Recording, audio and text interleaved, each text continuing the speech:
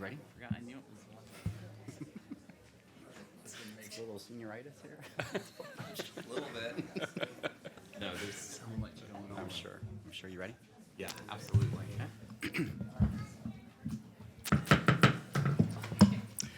I'll call the Manatee County Legislative Delegation meeting to order. Please rise for the invocation and the pledge being led by Representative Gregory. Please join me in prayer. Heavenly Father, we thank you for everyone gathered here today as we meet to serve our community, to use our resources wisely and well, to represent all members of our community fairly, to make decisions that promote the common good. We recognize our responsibility to the past and the future and the rights and needs of both individuals and community. As your servants, we seek your guidance and blessings on our deliberations today and always. In your name we pray, shalom and amen. Amen. Please join me in the pledge. I pledge allegiance to the flag of the United States of America and to the republic for which it stands, one nation, under God, indivisible, with liberty and justice for all.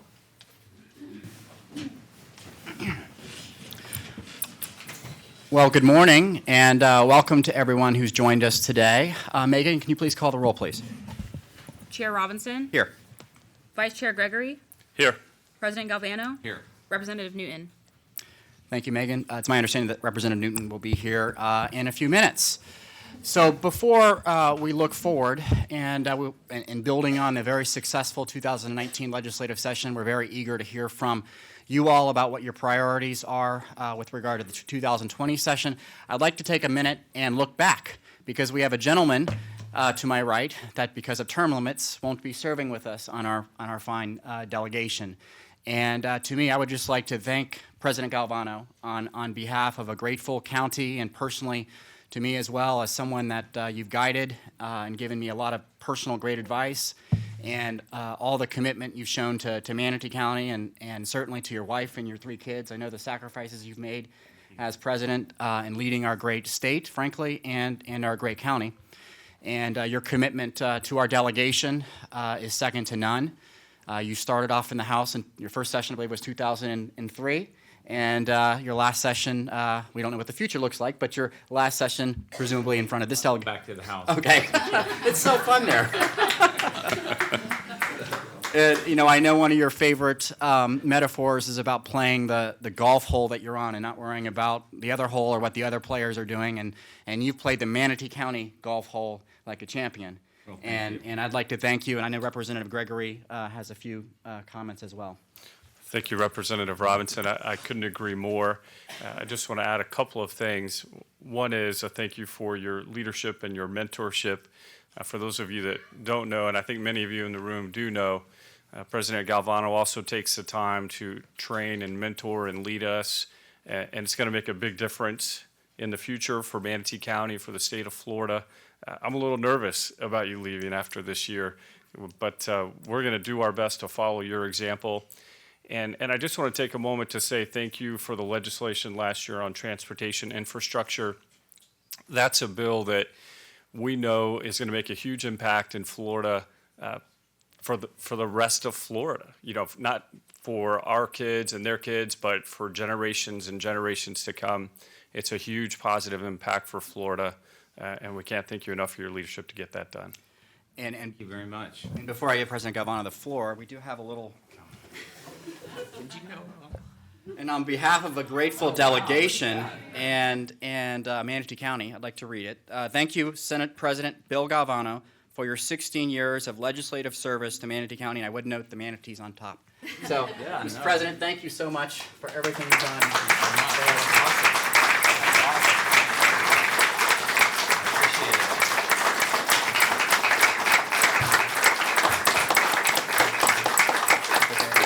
This is beautiful. That's really beautiful.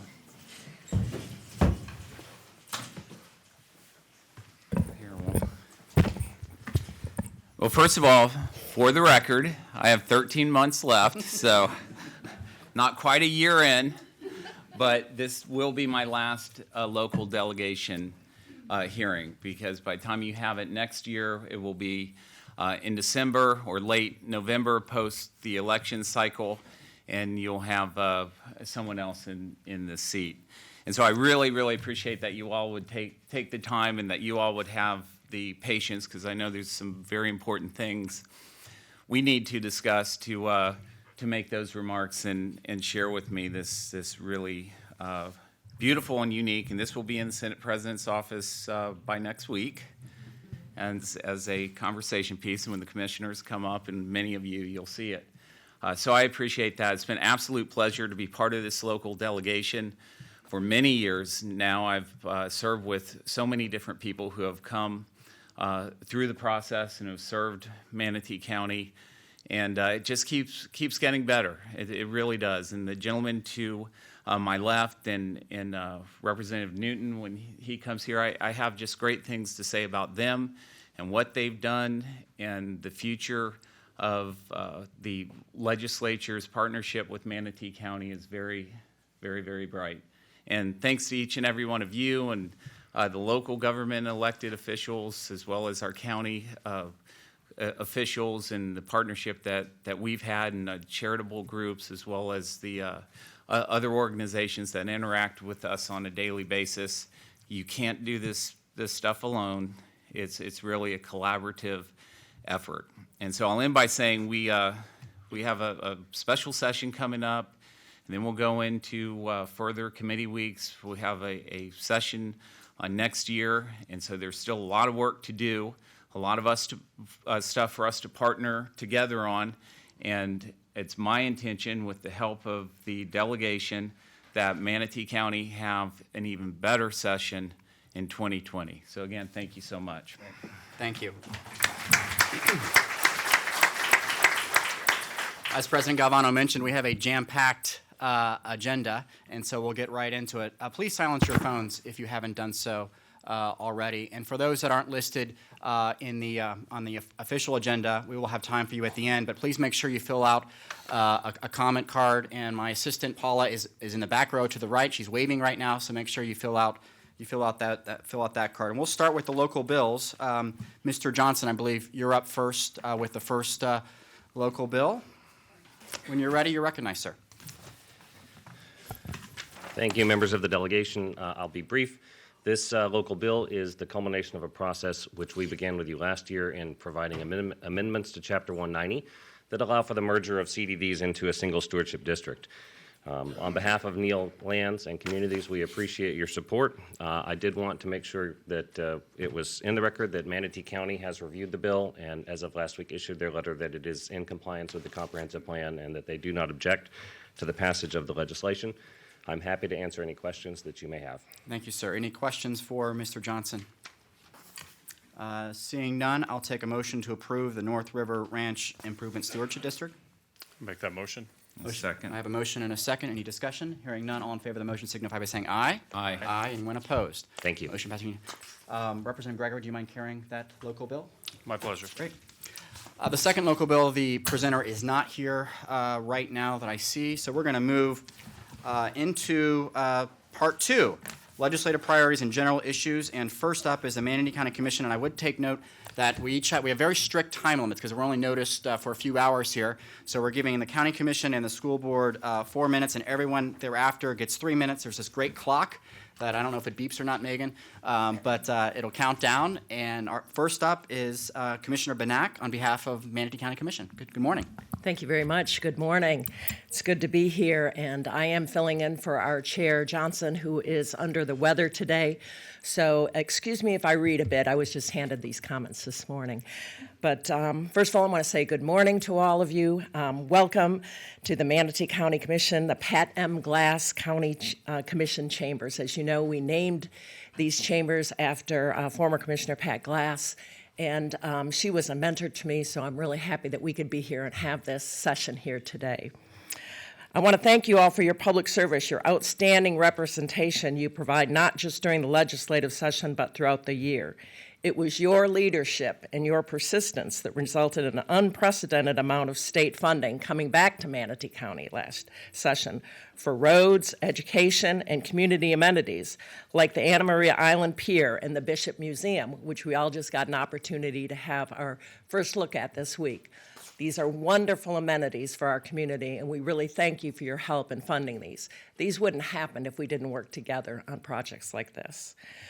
We sincerely appreciate your service. We look forward again to your help in 2020.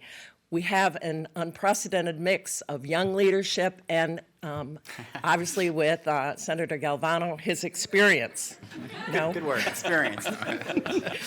Experience that can't be topped. And so your influence, and we know we really do welcome the work that you do for us, again, puts us in a unique position to succeed with local priorities in the coming months. You've been provided with our list of the Commissioner's legislative priorities. We don't have time to go through the entire list, so I'm just going to call your attention to the topics that are most important to the Commission. And of course, there are local funding requests.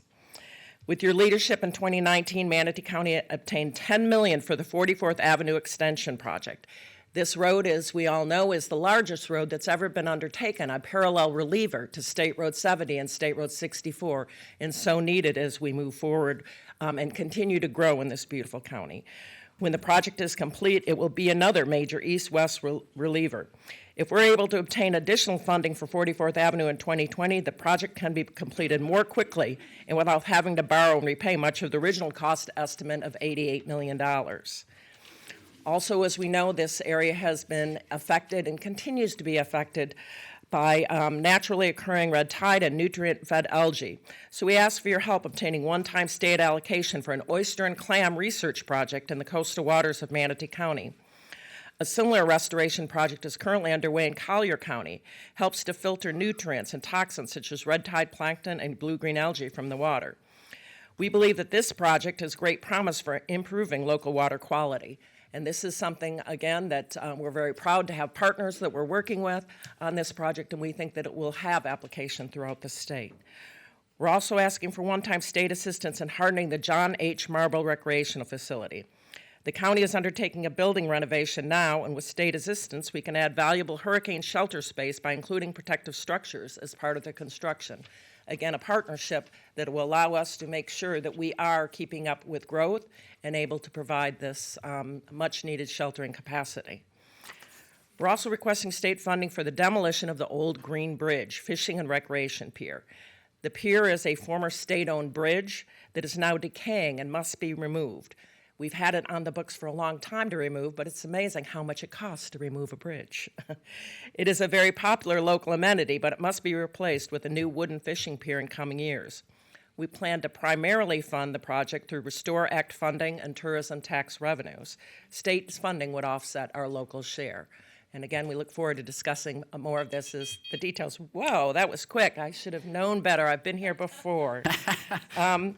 And the last request, I'll just say it really quick, is... Take your time, we're in your chamber. Exactly. Thank you, I appreciate that. I know what happens though sometimes when people go over up here, I've seen it. We're lessees. For our final funding request assistance with renovating the county's original jail facility. Since 2006, when Immigration and Customs Enforcement no longer use the facility as an immigration detention center, the 80,000 square foot building has sat vacant. A renovation project at the old jail would enable Manatee County to transform that space into safe, secure office space for public sector employees. As you probably are aware, we've had some talk about public-private partnerships, what we can do there, but we've learned from that experience, and now we have something that we think is really exciting. But again, the facility has sat vacant for so long, it really is in need of some very serious attention, and to be able to reuse the space is going to take a lot of funds. And then for the second consecutive year, we asked the Department of Environmental Protection prioritize efforts to safely dispose of water that is now in the gypsum stacks at the former Piney Point phosphate processing plant. To avoid an ecological accident, we believe the state should complete the closure of stacks in accordance with Florida statutes. These are our primary requests. We understand you have an extremely tough job every year of balancing the budget. Hopefully this year we'll get by without having any major catastrophes. I know that some of our board members had an opportunity to go up to Mexico Beach. We saw what the devastation can cause. It was a great lesson for us, and we know we have to partner with you as you move forward and make these tough decisions. So we're here to work with you, and we thank you very much for your service. Thank you, Commissioner. Thank you. I'm going to say comment. Sure. Yeah, Chair, if I could just make a brief comment. I've spent a lot of time around the state, meet with a lot of county commissioners, a lot of leadership, different areas. I can tell you, and I'm actually speaking to the people in this room, but more importantly, all of your constituents, you have a tremendous county commission, and they are planners, they are responsible, and when we collaborate together, it's meaningful. And so when you make requests, we take them very, very serious. Great. Agreed. Mr. Minor, you're up next, sir. Okay, I'm Dave Watchdog Minor, Chair of the School Board, and I'm here on their behalf in the school district, and I thank you for all the great things that you're doing for our community and our state. It's fitting that we are in the Pat Glass chambers, and that we honor her further by recalling some remarks that were made by her daughter, Mary Glass, a week ago today at the Manatee Bar Association. And so some people might say I'm stealing it, but I'm just adjusting her remarks for this occasion. That's my interpretation. So what at that meeting where the Constitution Essay Contest for this year, awards were made, she noted to the members of the Bar Association that we today celebrate creation of the Constitution that has blessed us with a Republican form of government. The Constitution Essay Contest is a symbol of our dedication to maintaining that form of government, and also our recognition that education is fundamental to its preservation. As Florida Commissioner of Education Richard Corcoran recently proclaimed in the Sarasota, and quoted in the Sarasota Herald Tribune, if we do not get education right, if we do not give people a world-class fundamental education, we will cease to exist as a democracy and as a republic, and it's that simple. And I'm here on behalf of public education. It's not real simple, but if we don't do it, it's simple that what we honor, what we took a pledge today to the republic, is not going to succeed. And so I think that education is more than just a category. It's about it's the basics for our country, for our demonstrating our patriotism for those who are with us today and those in the future. What I'm bringing this to your attention is that it has been for a few years that I believe that in the state of Florida, the public education has not been keeping up with the demands and the needs, to preserve this democracy. Number one on the list of priorities, for the school board is increases funding per student to a 2007 equivalent. We're basically that many years behind in keeping up with the cost of living, due to the fact that funding per student has only increased 5% since 2007. 12 years ago, while the cost of living has increased 22% in the same period. And this helps explain why the number of students are not choosing not to go into teaching, why teachers are leaving, because they just can't live on the amount of compensation that's being provided. We are not providing the incentives, to provide the education that we believe is necessary for preserving and promoting the republic. That's number one on our list, compensation that is up to date with what it should have been or what it had been back in 2007. We're also asking, we have 9 priorities here. I don't have time to go through all of them, but I'll just mention that the school board supports authorizing technical colleges to be able to issue registered nursing certificates and associate degrees. As you know, our MTC is issuing LPNs. We have the teachers. We have the equipment to do that. There's a need for nurses. Please help us get that done. We also ask that they request additional funding for our voluntary pre-K. The school board requests the charter school, that the academic year, that during an academic year, when a charter school loses a student to a traditional public school, that charter school shall lose all funding for that student for that academic year, and funding shall be transferred to the public school. Thank you very much. Thank you, Mr. Minor. Thank you. Up next is the town of Longboat Key, followed by the city of Holmes Beach. Good morning, Mr. Mayor. Morning. Morning, gentlemen. George Spohl, Mayor for the town of Longboat Key. Thank you for inviting us to participate in this annual delegation meeting. We realize you have a tough time in Tallahassee addressing very significant issues for our great state and our local communities. The delegation has always been supportive of Longboat Key, and we sincerely respect the efforts you've made on our behalf. You've been provided our 11 2020 legislative priorities. Due to the limited time today, we will focus on our top 4. As a coastal barrier island, planning for sea level rise is very important to the town. We have areas of our community that are impacted by king tides and sunny day flooding. Sea level rise has a long planning horizon, so it can be put off, but it is important that communities across the state start to map out their vulnerabilities and develop plans to mitigate future impacts. We support legislation that recognizes the need for planning and assists communities with resources to develop practical plans. We continue to be concerned about red tide and other water quality related issues.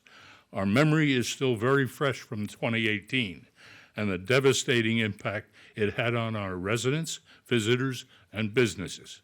This is bigger than local governments, and believe it is critical that it be a statewide focus and single point of leadership, that there be a statewide focus and a single point of leadership on this issue. Municipalities are at the front line of citizen engagement and addressing our residents' concerns. Each community can be unique, and we need the support and flexibility to govern and manage our resources. We ask that you oppose legislation that preempts local government's home rule authority. As a barrier island with no direct egress to the mainland, we rely on the state of Florida and neighboring jurisdictions to provide reasonable ingress and egress. Over $1 million has been spent on the current Barrier Island traffic study. The town is very interested in seeing the results of this FDOT study implemented and have requested that the FDOT and the local MPO fund those improvements in their work plan as soon as possible. We would be happy to answer any questions regarding our priorities and stand ready to work with each of you during the upcoming session. Thank you again for this invitation and for allowing us time to present Longboat Key's priorities. Thank you, Mr. Mayor. City of Holmes Beach is up next, followed by the Sarasota-Manatee MPO. Good morning, Madam Mayor. Good morning. Good morning. Thank you so much for this opportunity. Jim Keem, our legislative liaison and the chair of our commission, presented our priorities last year. He was unable to attend today, so you have me. I'm Judy Holmes Titsworth. I'm the mayor of the city of Holmes Beach, and my grandfather, he founded the city. I've been there my whole life. I've got so much passion for the city, but also for the county. And I thank the county for everything you're doing on our behalf, and I thank you for your leadership. Okay, I have great staff. They put the priorities together for me. They said, stay on topic and get it done. So, and unanimous consent from the city commission. Vacation rentals is my first that I'd like to speak to this morning about. We oppose limitations on local government authority to regulate vacation rentals. We support legislation that repeals state preemption of the regulation of vacation rentals. We support legislation that permits grandfathered local governments to modify existing vacation rental regulations. Next, the tourist development allocation of revenue.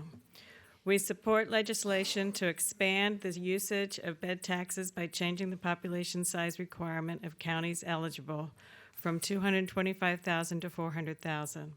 The change allows the taxes to support public safety services and infrastructure maintenance and repair. Local government revenue.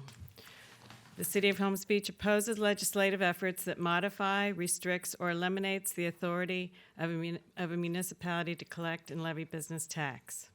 We support legislation allowing municipalities to levy and collect business taxes as a means of tracking business mix and offerings to communities. Water and air quality. City of Holmes Beach supports the legislation that provides a persistent funding source for programs, research, and projects to mitigate negative environmental impact that threaten our beaches, bays, and canals. And I thank you again for this time this morning. Thank you, Mayor. Thank you. Sarasota-Manatee Metropolitan Planning Organization, is Mayor Bryant here?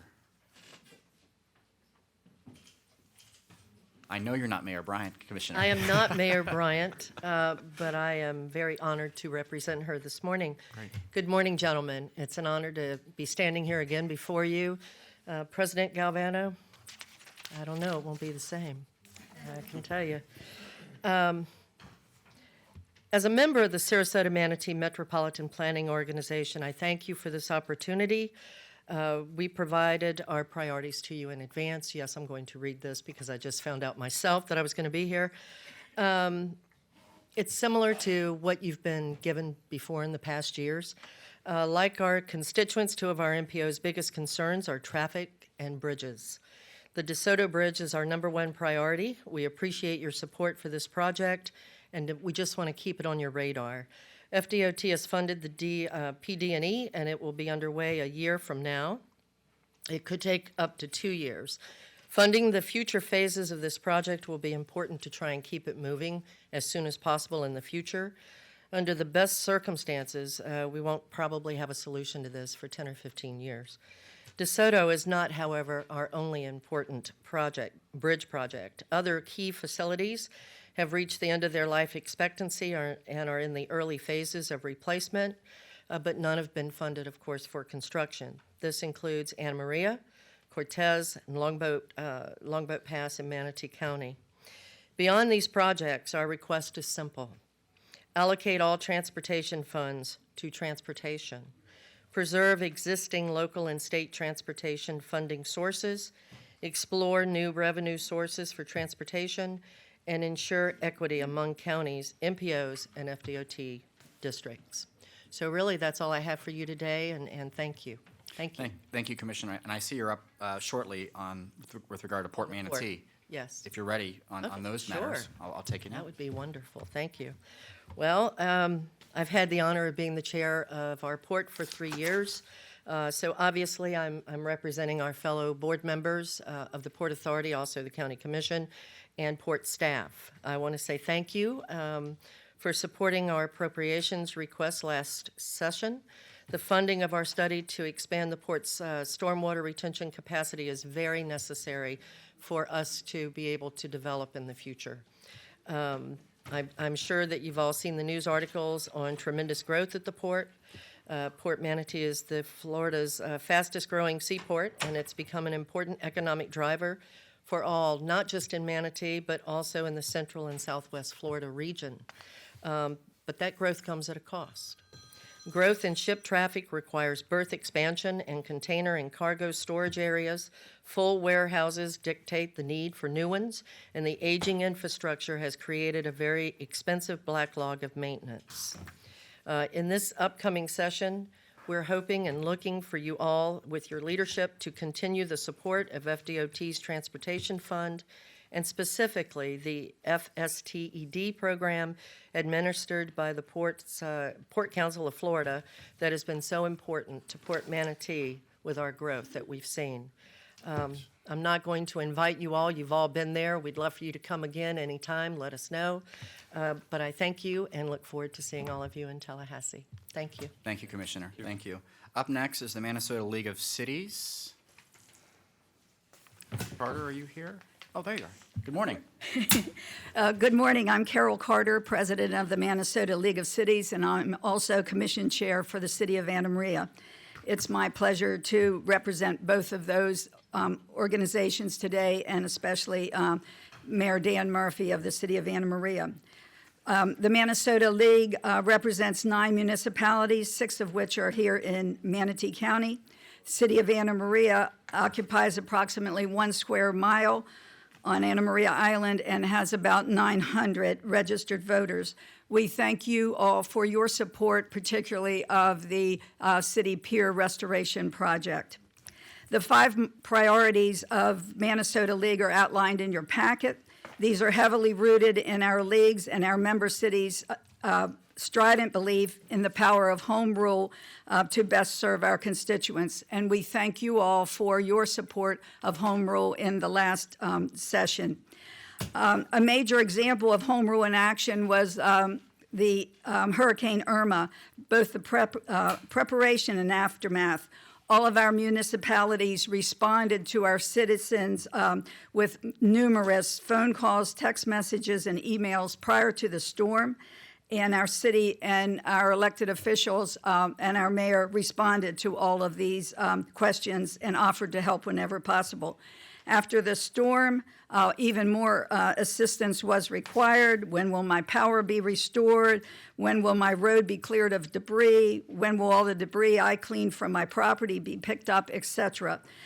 We, again, responded to all of these, again, home rule in action. In our cities, vacation rentals require the most attention from local officials. In the city of Anna Maria, we have 635 registered vacation rentals within less than our square mile, and these represent about 70% of the properties in the city. The process of gaining certification for the health and safety of both renters and neighboring residents is labor-intensive for our cities. Applications, inspections, possible re-inspections, certificates being granted, and responding to complaints based on parking, noise, and occupancy. No state agency is equipped to assure these health and safety standards, but in each of our municipalities, home rule can do this.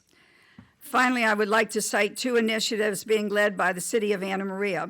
First, in conjunction with Holmes Beach, we are professionally producing a short video showing how we have successfully dealt with managing and integrating the proliferation of vacation rental properties into our small municipalities, illustrating home rule in action. We plan to personally distribute this video to as many of the state legislatures as possible prior to session. I won't go into my second one. It's about high rise, and we are having a international expert, John Englander, author of High Tide on Main Street, coming to Anna Maria Island and the city to talk about all the issues. He's hoping to use our city, plus Annapolis, Maryland, Singapore, and Puerto Rico as beta sites for his work on sea level rise. Great. Thank you, Ms. Carter. And as a reminder, we have these great binders that our staff has prepared for us. So we have all the priorities, so don't feel the need to go through them all, because we take great pride in reading the written material that you give to us. Up next is the Central Florida Public School Boards Coalition, and Mr. Minor, you're back up. Thank you very much. On behalf of the 14 school districts across the state of Florida, I'm speaking to kind of repeat a little bit what I mentioned before. Main concern is compensation for our employees, particularly to the teachers, and to have kind of equity in some other respect.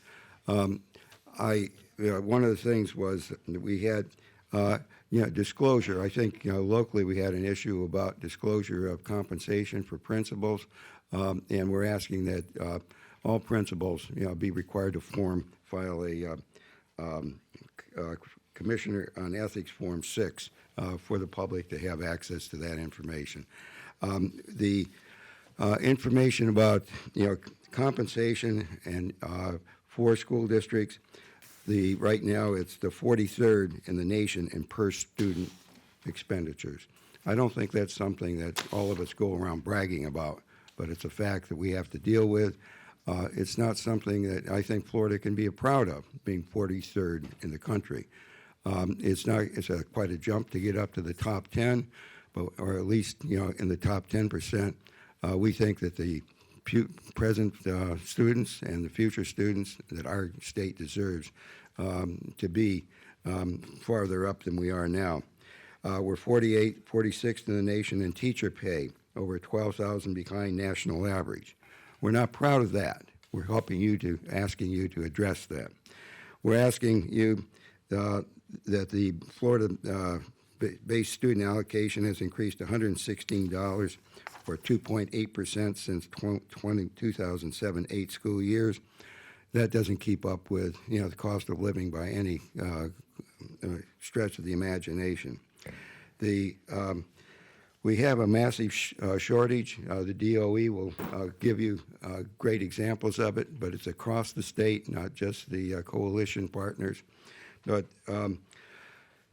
the result of having mass teachers, shortages and a significant drop in the number of students who wish to go into teaching college because they don't feel if they graduate they're going to have enough money to pay their loans, to pay for everything else, even though it's a noble profession.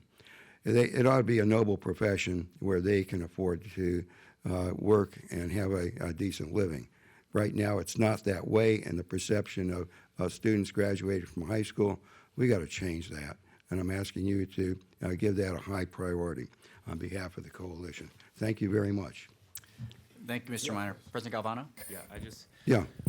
Wanted to make a comment. Our last session was the single largest base student allocation increase that we've had since 2007. It was $242 per student. It's a priority for me in the Senate and obviously the House as well. And so I think that is significant, and it was a major increase given since that period, and the largest that I've seen since I've been in.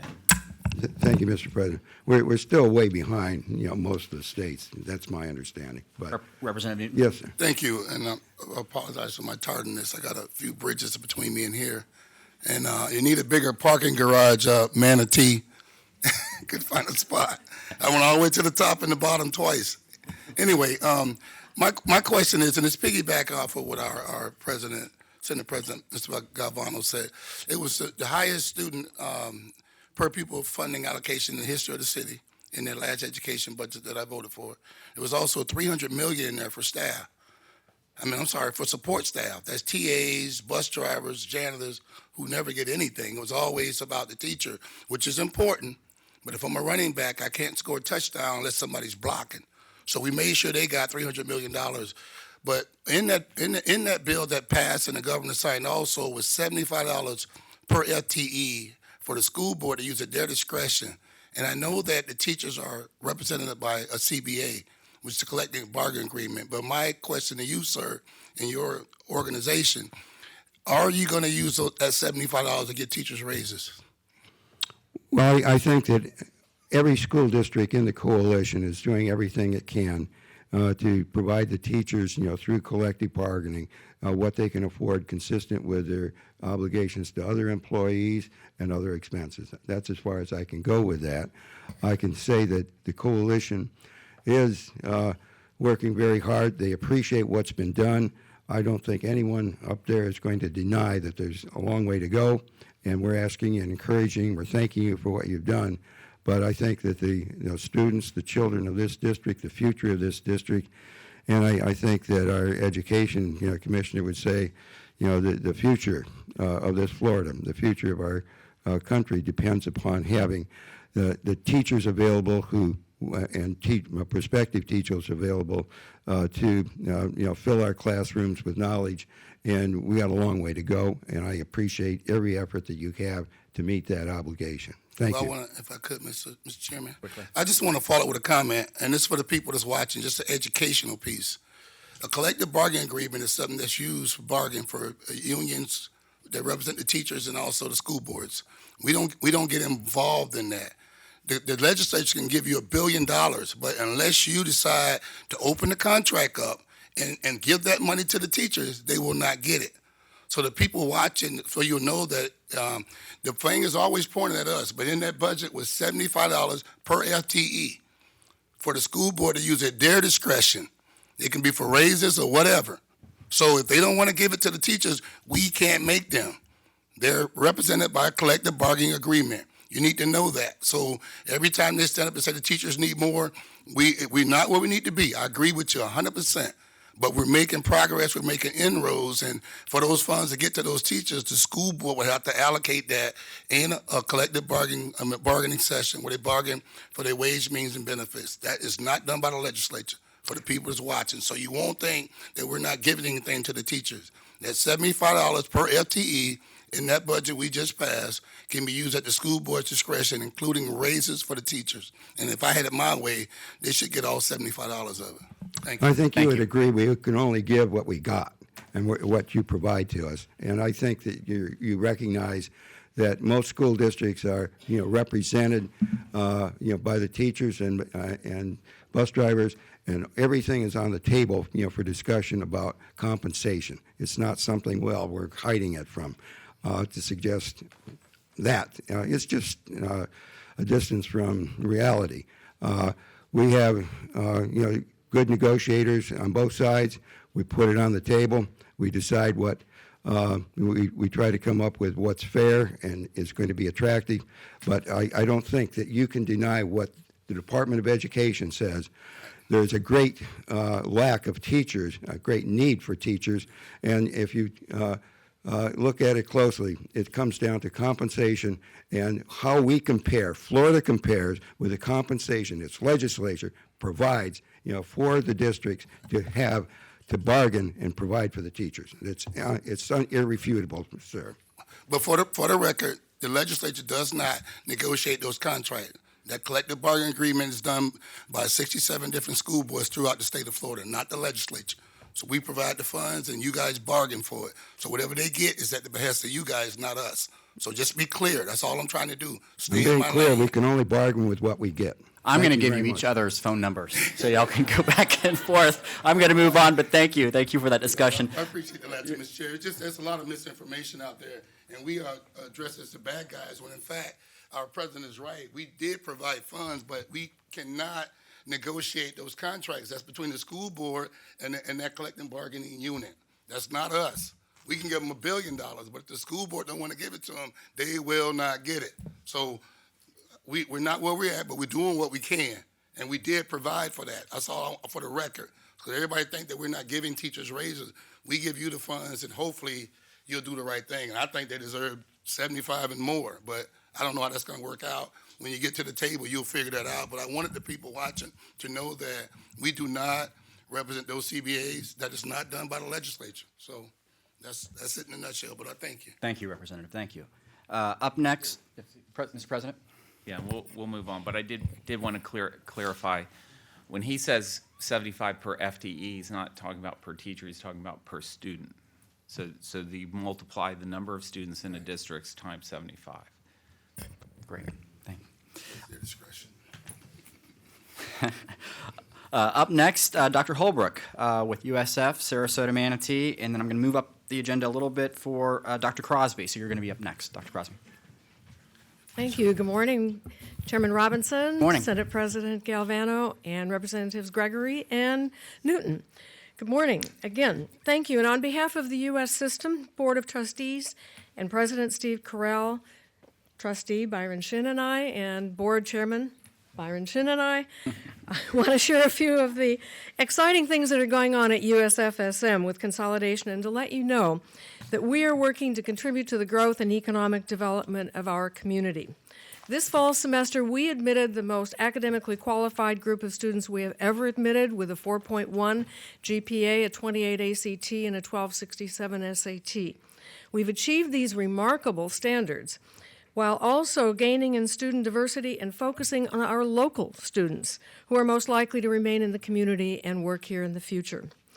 As the USF system consolidates our academic accreditation this year into one USF, we strive to increase access in the Sarasota-Manatee regions to the current academic programs and to several new academic programs, especially those that are going to enhance our local workforce. Data from the Florida Department of Economic Development and the EDCs for Sarasota and Manatee counties about jobs in our regions that are needed form the basis for USF-SM's requests, included in our legislative budget request that's prescribed by the Board of Governors for the state university system. The 4 areas identified by job openings are in business, education, nursing, and allied health. We coordinated these areas of emphasis with the U.S. system programs that are needed to expand our campus programs. This January, we will host our first cohort of students in the second bachelor's degree program. It's an accelerated program in which the nurses will graduate after only 16 months. And these are students that are already living in our community and are most likely to stay here. And they will be ones that are badly needed as highly qualified nurses in the community. We've also implemented a new risk management and insurance program that this fall that will meet the critical needs to replace retiring professionals. As you may have seen in our LBR in your packet, the requests that we ask for fall into 4 categories. The first is for quality undergraduate students and their educational experiences. Second, for faculty, research, and creative impact on the community. Third, strategic partnerships involving societal engagement and economic development. And 4, quality graduate students and their educational experience. These 4 areas will advance the academic excellence and national stature of USF, the state university system, and the state of Florida. Through your continued leadership in Tallahassee, we can expand access for our shared constituents in this community for quality higher education to ensure future success of the region and the state of Florida. Thank you very much for your time, your continued support, and we'll look forward to seeing you in Tallahassee on USF Day at the Capitol. Thank you. Thank you, Doctor. Thank you. Thank you, Byron. Dr. Crosby with Moat Marine. You're up next, followed by State College of Florida, Manatee, Sarasota. Thank you, Chairman, Mr. President, representatives. It may come as some surprise, but I'm not here to ask for any money today. I'm really here. I will look forward to meeting with each of you in the weeks to come to talk about the vision of Moat in the future. That's because you got it all last session. I mean, that's like I didn't see a wheelbarrow. I know when not to get greedy. In fact, I want to thank you all. I do want to thank you all very much for the strong support each of you has demonstrated for priorities in marine science and coastal environment, STEM education. As you know, our economy, health, and quality of life is tied to the well-being of our environment. Very grateful for the significant level of support that you've delegated to Moat to serve in a leadership role for addressing some of these significant environmental challenges. The new Florida Red Tide Mitigation Technology Development Initiative is a real game changer. It's going to enable us to have a whole new level of applied science to fight this red tide and its impacts. And we've already been able to leverage the funds that the legislature and the governor have approved for us to secure an additional grant of $5 million from NOAA. Also, our state support for the Coral Disease and Response Restoration Initiative has enabled us to garner another $4.5 million in additional grants from the federal government and private foundations. And Moat's pretty well recognized for their science and being innovative, but we're also very innovative on the education, on the STEM education side. Already 200 college interns this year alone, over $300,000 of scholarships have been provided, and we just were recognized by the National Science Foundation for our very innovative model for undergraduate research experiences in STEM workforce development. We got a very prestigious Lewis Stokes Alliance for Minority Participation grant of $1.5 million to lead an effort to grow the STEM workforce, especially in underrepresented minority groups in the fields of marine science and technology. And we're the only non-academic institution in the country to have been awarded that Center of Excellence from NSF. We also reach 10,000 students a year in our local community, and our vision for the future is not only to expand our research enterprise, but to grow our STEM education capabilities in support of our county school systems. Our vision is to construct and operate 3 state-of-the-art STEM teaching laboratories, staffed with our moat scientists, our moat educators, to provide experiences to 70,000 K through 12 students in Manatee County and the surrounding counties in the coming year. And we thank you very much for your continued support, not only for our research, but for our STEM education programs as well. So thank you all very much. And thank you, Dr. Crosby, for all the great work you and your organization are doing on behalf of our area and our state. Thank you. Up next, State College of Florida, Manatee, Sarasota. I believe I saw Mr. Thomas in the back. And then up next is New College of Florida. Good morning. Good morning, gentlemen. Dr. Probstfield sends her regrets, but she'd asked me to pass on her appreciation for everything that this delegation did for the State College of Florida, Manatee, Sarasota in the last legislative session. Your efforts will allow us to enroll an additional 66 nursing students in our spring 2020 student body, and these students will receive the most affordable, high-impact nursing education in our region, paying just over $3,000 a year to be part of a program with a nearly 100% licensure pass rate. So that really equals guaranteed employment and very low student loan debt, if any. The funding received for the Nursing Center of Excellence also allowed us to integrate an innovative telehealth training program into our full nursing curriculum and partner with LECOM to ensure that their medical students are also trained up on this technology. The funding we received, however, was non-recurring, and so we feel to have a long-lasting impact on the nursing shortage in our region, it requires a multi-year investment. So to that end, we're requesting $3.8 million in recurring funding that will allow us to double the size of our 2-year registered nursing program. Our college is committed to ensuring that SCF programs are available in every geographic location in our service area. Parrish is the fastest growing community in Manatee County with an already established SCF student population. Imagine being able to take hundreds of cars off the road every day by offering these students a local higher ed option where they live. Through our focus groups with community leaders, we've received multiple requests to initially provide general college education classes, dual enrollment, and lifelong learning opportunities. We have already invested $2.5 million to acquire 75 acres in Parrish on Erie Road across from the new Parrish Community High School. We're requesting $20 million of the total $25 million project cost to build Phase 1 of the SCF Parrish Center. We will fundraise locally for the remaining funding required by this project. Phase 1 will consist of one 60,000 square foot building, site development, and parking. Gentlemen, thank you for your support and consideration for the State College of Florida. Thank you. Thank you, Mr. Thomas. Thank you so much. Up next is New College of Florida, Dr. O'Shea. And then Ringling College is up next. President Galvano and representatives, thank you so much for your help securing the recurring funds that New College needs to grow. Currently, we rank among the top 6 public liberal arts colleges in the United States. We want to achieve a 4-year graduation rate of over 80% and be ranked among the top 20 such colleges in the country, public or private. Period. Growth will allow us to achieve this. This budget cycle, we have a single funding request for $6 million in one-time capital funds to plan and design a multi-purpose facility that will accommodate the extra academic and support space we needed to grow. Many of our buildings, 6 are over 95 years old, over half are more than 40 years old. Although the legislature was not able to identify the funding for this last session, the project would still be well-timed.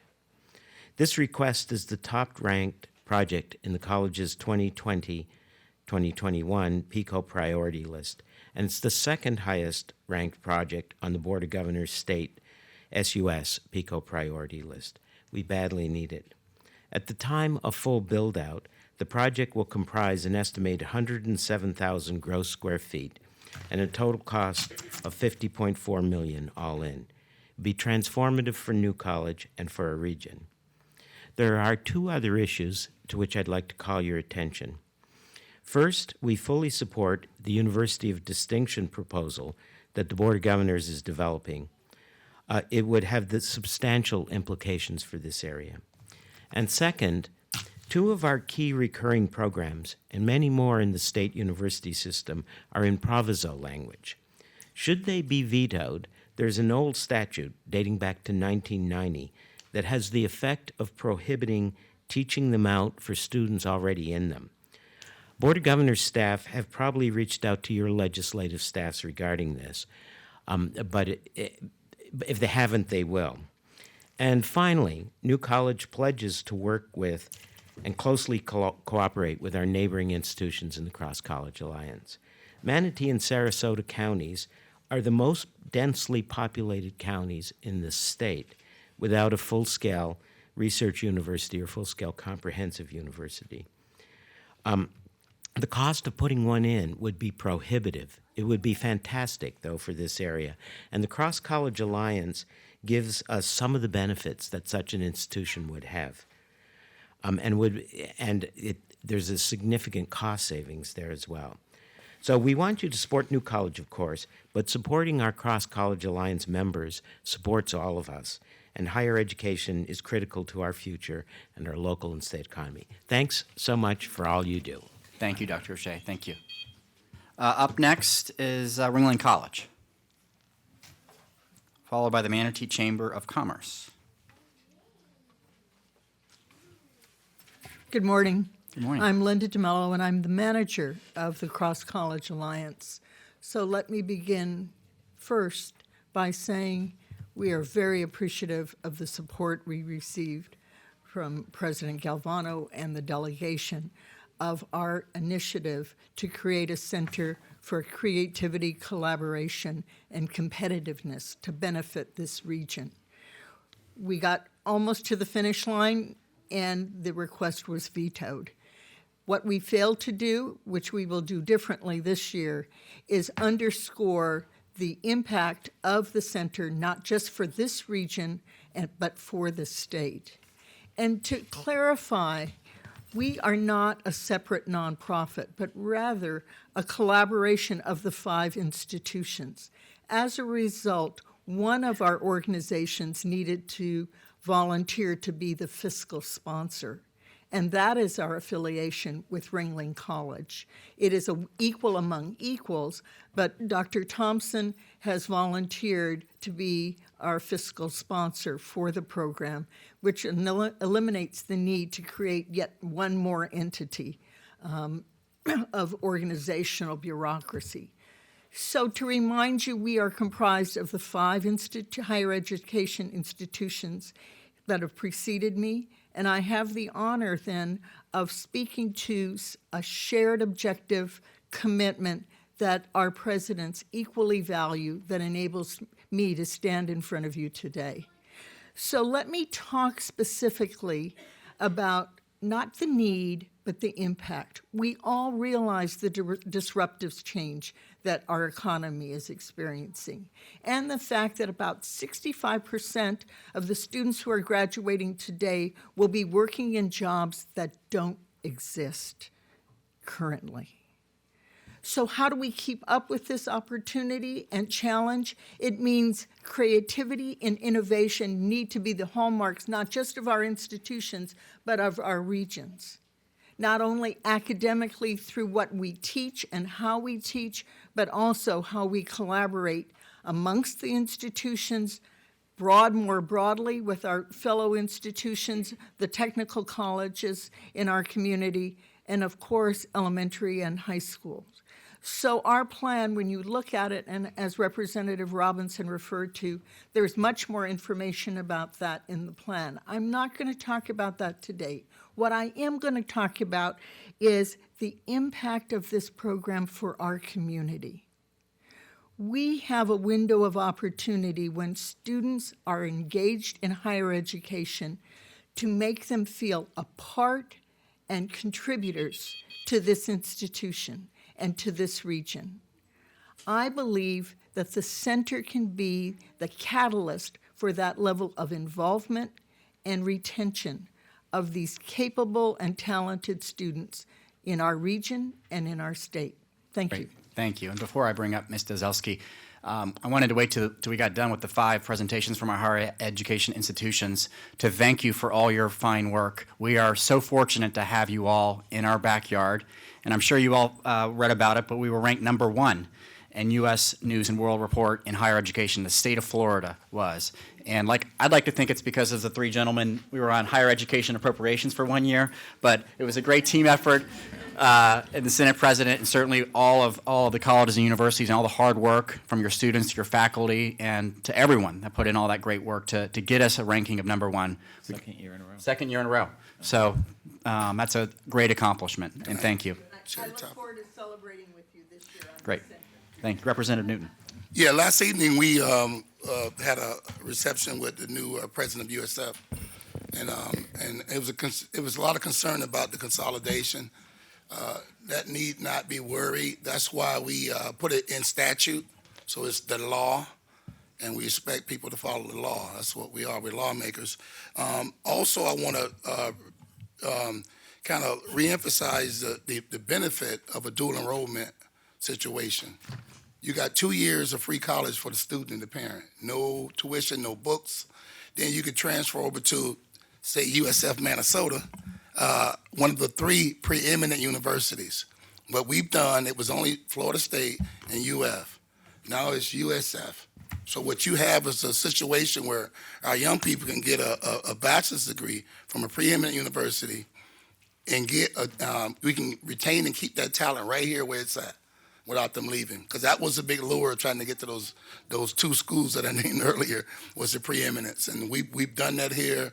And we had a great meeting with the president, and I shared that with him, the value of that. And our chancellor was there for both St. Pete, USF St. Pete, USF Minnesota. And he recognizes that, and hopefully we can move forward from there. But I want to thank you guys for all you do. It's important. If we do not educate our future and have them to be gainfully employed, we will be subsidizing them and supporting them with taxes and all the other stuff that you're talking about. So it's a worthwhile investment. But thank you. Great. And thank you for the team effort. Thank you. And we'll transition now to the Manatee Chamber of Commerce.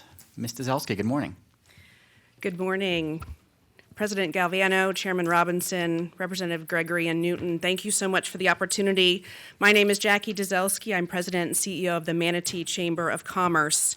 And first, let me thank you for your demonstrated support on a number of our community's most important issues in this last session. We've heard several other speakers recount the successes that you all have brought to the table for our county and our region. Your attention to water quality stands out particularly for the Chamber, as our business community has suffered the brunt of much of the impact of red tide and blue-green algae. And so we applaud you for your successes in this past legislative session and look forward to the efforts and the focus that you will put on that on a continuing basis.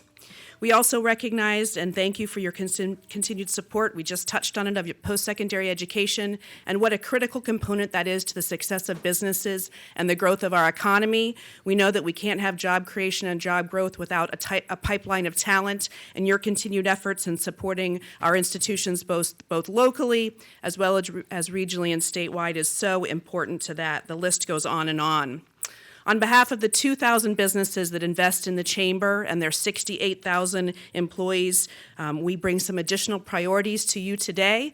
I'll share with you your Chamber of Commerce celebrate our 130th birthday this past summer. We also moved into new space for our Bradenton operations to complement our Lakewood Ranch footprint, and we know that the collaboration of the business community is only possible because we have so many people at the table, so many partners that are informing the mission of our Chamber, which focuses not just on the economic health of our business community, which is certainly our priority, but you all know intimately how important quality of life is to the success of businesses in our community. And so with more than 20 committees at our Chamber, with 500 business people's voices at the table, our legislative priorities that you have the full report in your packets are really informed by more than 500 local business leaders each year. To highlight just a few 2020 priorities to add to your list, continued funding and expediting the replacement of the DeSoto Bridge. Transportation infrastructure is so critical for the ability of businesses to grow and for employees to be able to access jobs that are convenient to them and that they can make smart choices about. We support your continued focus on legislation related, again, to improved water quality. We support increased funding as well as enabling legislation for expanded access to long-term and acute behavioral health treatments focused on addiction, mental health, and suicide prevention, including funding that addresses mental health with our children and in our schools. The Chamber supports legislation to improve access to quality early learning, accountability measures for school readiness, including voluntary pre-kindergarten and to kindergarten readiness, as well as our support for the significant partnership in grade level reading. You have a number of other priorities that are outlined in your packet. I thank you, and I also thank your team. Your staffs are incredible. They are such resources to us throughout the year, so thank you so much for how available they are to us, and we look forward to seeing you in just a few weeks in Tallahassee. Great, thank you. Up next, the Regional Counsel for the 2nd District Court of Appeal, and then following them, the Women's Resource Center. What's it about? Good morning. Good morning. Good morning, Mr. Chairman and members. My name is Ita Nemotin, and I am the Regional Counsel for the 2nd District Court of Appeal. Thank you so much for allowing me to present our priorities today, and thank you so much for everything you do for our communities. The regional councils were created in 2007 to save taxpayer dollars. According to JAC, we have saved roughly $340 million in that time. I am in charge of 14 counties within the 2nd District Court of Appeal, including Manatee County. I lead 140 attorneys and staff. We take conflict cases from the Public Defender's Office, and we are first in line to represent parents in dependency cases when a child is sheltered by DCF. We are very proud of the work we do, and we take the defense of others very seriously. This year, our priorities are pay increases for attorneys and staff who did not receive them last year. These are our top 4 priorities. A cross-jurisdictional death penalty program providing death penalty litigation at reduced costs when compared with private registry counsel. To update technology and swipe card access across our 14 offices. And CLE education in-house, which brings substantial savings for taxpayers. I look forward to working with you on these priorities in Tallahassee. Great, thank you so much. Up next is the Women's Resource Center. I see Ms. Brown and Senator Bennett coming up. He's my, what do we use, experienced? Commissioner Bennett? Really experienced. Very experienced. Good morning. Thank you for the opportunity to be here. My name is Ashley Brown, and I'm the president and CEO of the Women's Resource Center. And really, I'm here today on behalf of our clients. Every day, clients come into our center looking for what we all want, the ability to take care of ourselves and our families. But unfortunately, many of them are faced with the choice of, do I get more training? Do I take that raise? Or do I have quality childcare for my children? Because Florida has an off-on switch for our public benefit system, so we don't provide for a gradual lift. So that's not only a client problem or a service problem, it's an employer problem as people choose to stay in either working less or stay in a certain position. And it's not just the Women's Resource Center. It is part of our Regional Workforce Council, legislative initiatives. The Florida Chamber has spent an inordinate amount of time on this. There's a Kellogg and Kresge funded initiative on the East Coast. So there's a lot of smart people working on this, but we're really not making progress. In comes experience of having a conversation on what are our options for this? And this is not an ask for the Women's Resource Center. This is really an ask for our state. And I'm going to pass it off to Senator Bennett to talk about our request for a joint committee to discuss the Florida benefit system. Easy breezy. You know, it's interesting when Ashley and I were discussing this problem, I didn't realize who all it affected. It might be that military guy who's serving in the reserves, but he can't take the promotion to sergeant because he's going to lose his benefits. It's that person that we were all talking about previously with all the education people who came up here begging for more money for education. But it's even the school teacher who can't get the extra classes to move up on the list because she's going to lose her benefits. If we could come up with a glide path that says, look, for every dollar of raise you make over here, maybe you lose 20 cents of your benefits, okay? So there's a slow glide path. We can create that glide path. You can create that glide path. And Senator Galvano, you have the power to create the committee that would look at that. And I think that if you worked with the Speaker of the House and the incoming President, Mr. Simpson, I believe you could create that committee that could look at this over time. It's not the kind of a problem. We're never going to create that glide path because Newton puts forth a bill. Okay? It's not going to happen. But if a committee came forth and a committee said, look, let's come up with a glide path, a reasonable way, it will lower the cost of social benefits to the state of Florida and increase the opportunities for the people who are receiving those benefits. And we all want those people who are receiving the benefits to get there, but at the same time, we want to reduce our cost. So my plea to you, President Galvano, is to please talk to Speaker Oliva and see if there's not some way that we can create a committee that would look at this and come up with a glide path so we can help all of these people out. That's the ask. Great. Thank you. Thank you both. Thank you. Up next, the Bishop Museum of Science and Nature. I think that may be the first time I've said it that way. So, your new name. I'm still getting used to it, too. Thank you, Mr. Chairman, and thank you to all of you for this opportunity to talk to you. And I'm Brynn Basayo, and I'm the CEO of the Bishop Museum of Science and Nature, formerly the South Florida Museum. We launched this new name in April of this year, and we're getting great positive response. So we are the largest natural history museum on the Gulf Coast of Florida. We've been around for over 70 years. We have the great planetarium where we can fly you through the universe. And we also have our wonderful manatee rehabilitation habitat. Currently, we have 2 new manatees, and they represent number 39 and 40 of manatees that we've worked with over the last 25 years. And I'm here to thank you for the support that the state has given to us to help us upgrade the facility this year, over the last couple of years and this year, and that helps us to serve manatees safer and better going forward, because we're committed to this program. So now our commitment to early learning is very visible. Yesterday, we opened the new North Education Center and Mosaic Backyard Universe, and several of you were with us. And we are excited to have created an immersive learning experience. It's a backyard under air conditioning. And we can do STEM programming in a safe environment. It's all about parent-child engagement. And we look forward to the future of growing that program. And we are doing so with your help to help get Title I kids in, and also our SOAR 4 programs, our partnership with Early Learning Coalition and the school district. So thank you again for that support. We hope that will be recurring. And we now serve K to Gray, the whole audience we have here in our community.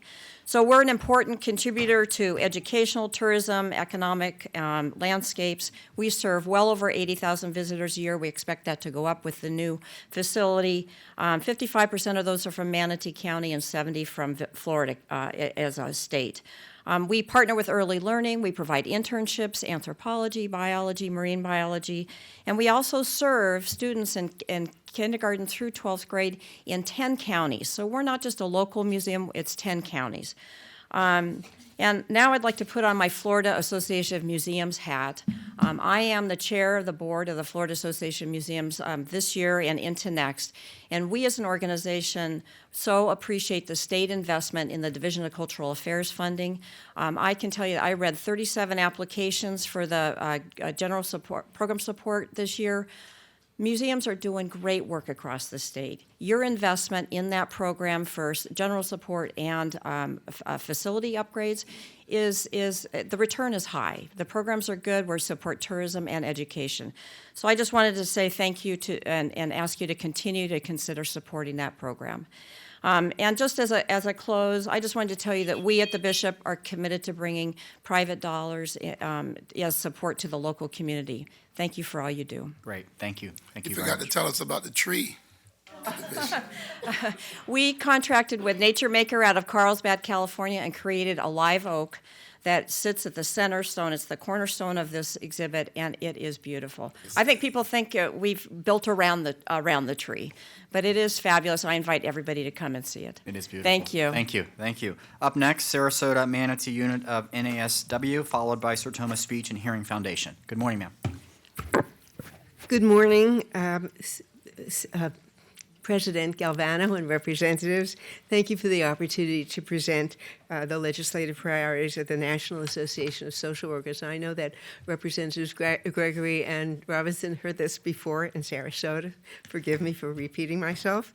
My name is Ruth Brandwine, and I am the legislative chair of the Sarasota-Manatee unit of NASW's Florida chapter. NASW is the world's largest organization of professional social workers, and there are over 18,000 social workers here in Florida. In my limited time, I can't present our entire NASW legislative and policy agenda for 2020, but you have a copy of that, I believe. I will just present the highlight issues in 3 areas of our agenda. But you can be sure you'll be seeing us in Tallahassee during the 2020 session when we'll be supporting specific bills. First, in mental health, behavioral, medical health services, excuse me, we support additional funding, obviously, for mental health services in the schools. Early identification and intervention can prevent more serious behaviors, not just school shootings, but future mental illness, addiction, alcoholism, and domestic violence. You either pay now or pay a lot more later. We support accessible and affordable health care for all families. Good health leads to more productive workers and more successful students who are the workforce of the future. Infant mortality, premature births, maternal mortality, and overall mortality rates are significantly higher for those with lower income. Health care should be a right, not based on ability to pay. Currently, Medicaid in Florida is available only to families with incomes at only 1/3 of the poverty rate. That's an income of only about $9,000 a year. That is unacceptable. As far as social workforce, first of all, I want to thank Representative Gregory for his strong support of recognition of licensed social workers from other states to be able to practice in Florida. Hopefully we'll get it passed this year. We support, obviously, the hiring of school social workers to provide mental health services. Social workers have over 400 hours of supervised clinical practice. They've got the skills, knowledge, and values to provide successful professional services. Finally, we support programs that reduce homelessness, assess homeless people, and enhance affordable housing options. Please fully fund and utilize the Sadowski Trust Fund for the provision of housing for the homeless. Stop borrowing the money for other purposes. I want to thank you for your time and your effort on behalf of Human Services for all in Florida, and I'd be happy to answer any of your questions. Great. Thank you so much. Up next is Sertoma Speech and Hearing Foundation of Florida, followed by the League of Women Voters of Manatee County. Good morning. Good morning. We're here to speak on behalf of the Sertoma Speech and Hearing Foundation. Your continued support for the auditory oral programs allowed them to make a difference in people like Max. Do you want to tell us real quick who you are? Can you say who you are, please? I'm Max Duval. Can you tell us about your hearing loss? No, a little shy this morning. Max was diagnosed with hearing loss at 2 years of age. He continues to be hearing impaired, and a foundation like Sertoma makes all the difference for him to have access to the right equipment to continue to maintain his grade level at school and continue to participate. Great. Thank you. Thank you. Thank you, Max, for coming up in front of us. Thank you, Max. That's going to be a tough act to follow, League of Women Voters of Manatee County, but I'll give you the floor. We're going from K to gray, right? There you go.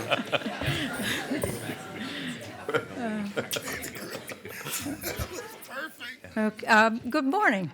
I'm going to make a few quick points. You've got the whole litany of priorities, but a few quick points about the National Popular Vote Interstate Compact, which the League supports Florida joining. Currently in presidential races, our state takes all their electoral votes and they give them to the party that wins the state election. If they join the national compact and it takes effect, they would give all their electoral votes to the state that wins, to the candidate, the party that wins the national election. It's just that simple. Every legislative session, more states join. We need 270 to make it effective. We are 94 short at this point. There's several misunderstandings that I just wanted to quickly go over. One of them is that it would be to our disadvantage to join in Florida, and the second is that it's a partisan issue. If you look in your attachment A, you'll see candidate visits by state after the primary in the last election. You'll notice that 75% of the people in our nation get no attention at all because they're not in the battleground states. We get lots of attention, an obsessive amount.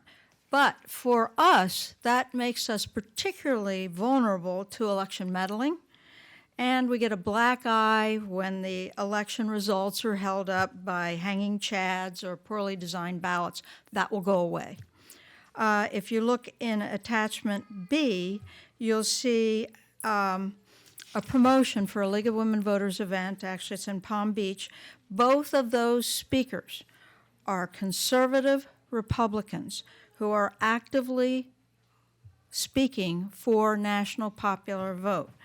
And lobbying. One of them's a member of the Federal Society. So we encourage you to learn more about it and support National Popular Vote for Florida. And here is our Vice President and Voter Services Chair, Carolyn Sheets, with another urgent matter. We'll try this quickly.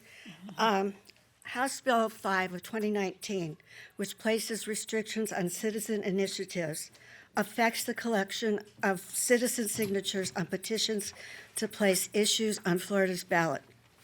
One of the things this bill did was place a time limit of 30 days from the date the petition is signed until it is received by the Supervisor of Elections.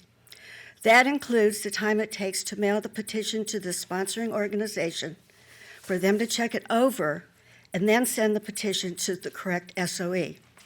I have here several petitions which were signed, collected, and mailed in, but due to a postal error, they were returned and never got to the sponsor. If these petitions had been turned in late, it would have been a fine of $50 for each one just for missing the deadline. As it is, the sponsoring agency must pay 10 cents to have each petition signature verified. What is happening is that grassroots petitioners have lost their voices. These timing restrictions and unwarranted costs do nothing to enhance citizen participation and create a system where only big money can be heard. Thank you. Thank you. both. Up next, the Lakewood Ranch Business Alliance, followed by Centerstone of Florida. Thank you, President Galvano, Chairman Robinson, Representatives Gregory, Representative Newton. It's our pleasure to be here today. My name is Susan Goldstein. I'm Governmental Affairs Chair for the Lakewood Ranch Business Alliance. I'm here with Dom DeMeo, our CEO and President. Thank you for all you've done for the community and the business community. We represent 700 businesses, 2,500 members who are centered in Lakewood Ranch and have a regional perspective of the business community. You do have our legislative agendas in front of you, so certainly I'm not going to read them to you, but highlight some of our perspective. Again, it's a regional perspective. Looking at education and workforce, which are vitally important, we do care about from K on up to gray and gone to higher levels of education. Particularly, I'll focus on the language for the technology schools, and both Sarasota and Manatee counties are looking at very similar language to change the funding proposals so that there's a more equal perspective and support of those important institutions that support our businesses. In terms of transportation, we care about initiatives such as the DeSoto Bridge that might not be within the Lakewood Ranch boundaries, as well as important issues in State Road 70 and 64, and an idea of an ultimate 75 that ultimately will help us in our transportation initiatives and support the businesses. Economy, as many of us have talked about, water quality is so important to us, whether it's red tide and blue-green algae, as well as septic tanks, et cetera. Those are issues that are vital to our community and our region. Going up to Enterprise Florida, businesses, tourism, all the drivers of our economies, we need that support and that continued support. And certainly adding affordable housing to the initiatives that are vital to our business community. So we thank you for your support in the past. We look forward to seeing you in Tallahassee when we attend the week of November 11th, and thank you again. Great. Thank you, Ms. Goldstein. And since I'm still on the green, as a board member of SCF and the trustee with the foundation as well, I just want to thank you for your support of SCF. Great. Thank you. Up next is Sarasota, Florida, followed by University Area CDC. Good morning. Good morning. Mr. Chair, Mr. President, representatives, I want to thank you today for, and I've thanked you before, but I'm going to thank you every time I see you, your support of Centerstone and our mission to deliver behavioral health care that changes people's lives. I want to actually say a special thank you to President Galvano. And I know, it's Representative Newton, I understand.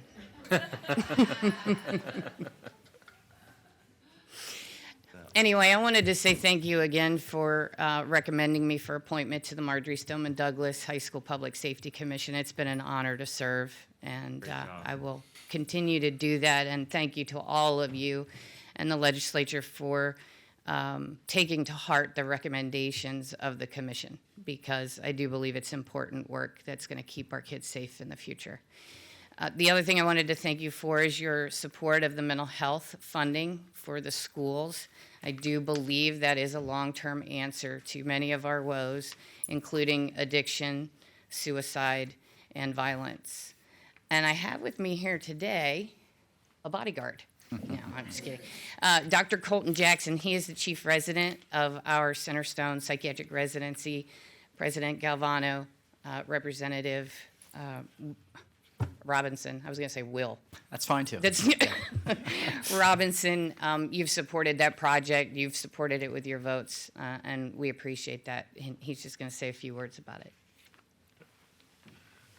Thank you. Good morning. Hi, so my name is Dr. Colton Jackson. I'm the chief resident at Centerstone Behavioral Health and Addiction Center. I first wanted to thank you for your ongoing support over the last 4 years to continue to fund our program. Without efforts that you bring forth, I wouldn't be here today. I wouldn't be able to train in the state of Florida. I represent one of 14 resident physicians that are getting their specialty training in psychiatry and addiction medicine in Manatee County, but also surrounding counties.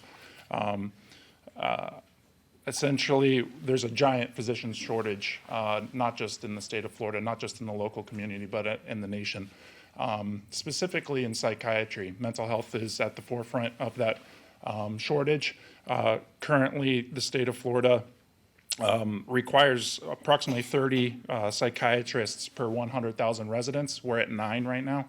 And so our program is looking to expand educational opportunities for physicians like myself in order to train and stay within the area. 100% of our graduates in our residency program have remained in Florida. 50% of those have stayed within Manatee County specifically and continue to practice in the area.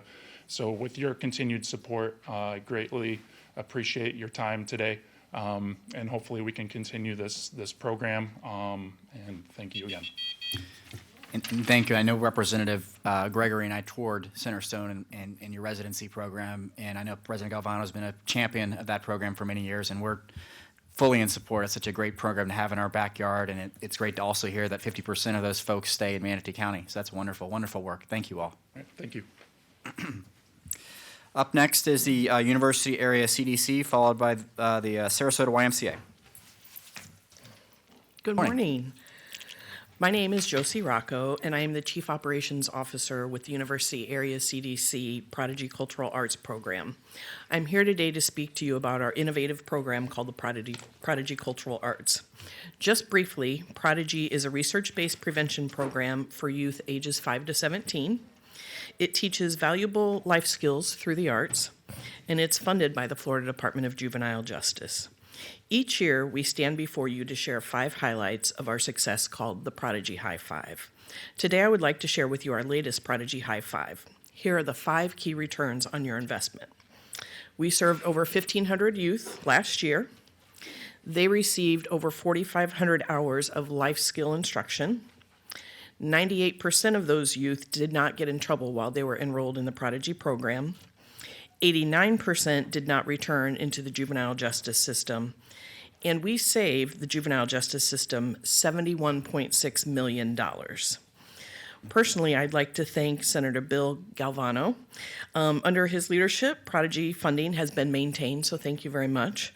I'd also like to thank Representative Newton, who sits on the delegation, and thank him for his insight that he provided to us a couple of years ago for focusing on returning on our investment, so thank you very much.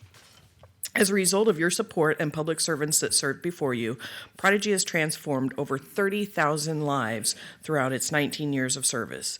We believe we can transform thousands more with your help. We know we can do it. So today we're asking you to please support our request to add $500,000 to our funding. By investing just a bit more, we can transform 500 more young lives in this upcoming year. Thank you. Thank you. Up next is the Sarasota YMCA, followed by NAMI of Sarasota County. Excuse me. Hi. Morning. Good morning. How are you? Welcome to Chairman Robinson, Mr. President, and members. My name is Brina Slater, and I'm the Senior Vice President of the Safe Children Coalition. We are the entity for Sarasota-Manatee and DeSoto counties that does foster care. We also do protective supervision and adoptions for all the children that the Manatee County Sheriff's Office and Department of Children and Families investigators remove within our circuit. Over the last 4 or 5 years, as you all know, we've had, especially in Manatee County, a significant increase in removals for children, mostly due to the opioid issues within our circuit. We've had multiple parents die. We used to have about 1 or 2 parents die a year whenever we had their children in care. However, over the last several years, we've had a couple of years more than 20 parents of kids in our circuit whose parents, who we have in their custody, who've overdosed and died. So we've actually had children that are being left as orphans within our county. The removal rates are staggering. The last 4 weeks, just to kind of put it in comparison, the numbers just came out this morning, so I thought it was good to let you know, 108 children, so more than 3 children a day, have been removed from our county right here. 3 children a day. You want to compare it to somewhere like Miami, 50 children were removed in the same time frame. So you're talking twice the number of children removed in our circuit. For half? For a third of the funding. Our agency is $5 million under the statewide funding. This year, we would like for you to please support an adequate funding model for our area. Our children receive half the funding that other children receive throughout the state, and a third the funding where some of the other areas, such as Miami, who receives $100 million a year, receive per circuit. So if you're comparing it, our children and our families are worth half to a third what the other children within the state of Florida are worth. We just really need your support this year to ensure that our area and our children and our families receive the same amount of funding as the other areas in the state. If I may briefly, Mr. Chairman, Mr. President, members, as you know, last year and Senator Galvano, you helped us force a little bit more focus on the problems with this model. It's our understanding that the Secretary of DCF is going to come forward to the legislature with a new model to try to help rebalance this. But in addition to that, although typically we don't file appropriations for one circuit versus the other, your children are so far behind that we are going to come forward with an appropriation, non-recurring, but an appropriation to try to true them up and get them caught up, at least for this year. And Brina, could you just remind them how far behind we are for this year? For this year, we are $5 million below statewide average. We're only asking this year for $3.7 million, which is part of the $5 million risk pool that's actually divvied out through the whole entire state.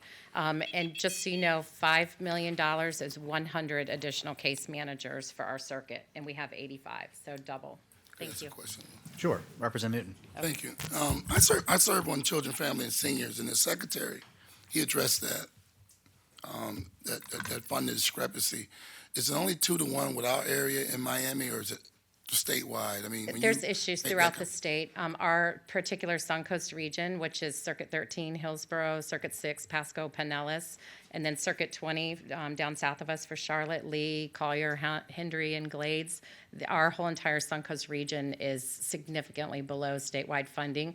We just happen to be, our circuit just happens to be the worst funded compared to other areas. Your circuit, Representative, is about 26% below the 20. statewide average. The comparison is even worse when you look at Lower East Coast. and Yeah, that's just Miami-Dade. statewide average. You look at Palm Beach, Broward, Miami, they are significantly, they're $30 million 3 times us. over the statewide average. No, I know the discrepancy. I was just wondering, was everyone with that model Circuit 20, 2-to-1? Circuit 20 and here? 6 are, Circuit 20 especially is right there with us. Okay, great. Thank you very much. Up next is the National Association of Mental Illness of Sarasota County, followed by the Children's Home Society of Florida. And I would take note, if you've spoken or you plan on speaking, please fill out one of those speakers cards that Paula is waving in the back row. Thank you. Good morning. Good morning, members, Mr. Chair. I am Colleen Thayer with the National Alliance on Mental Illness.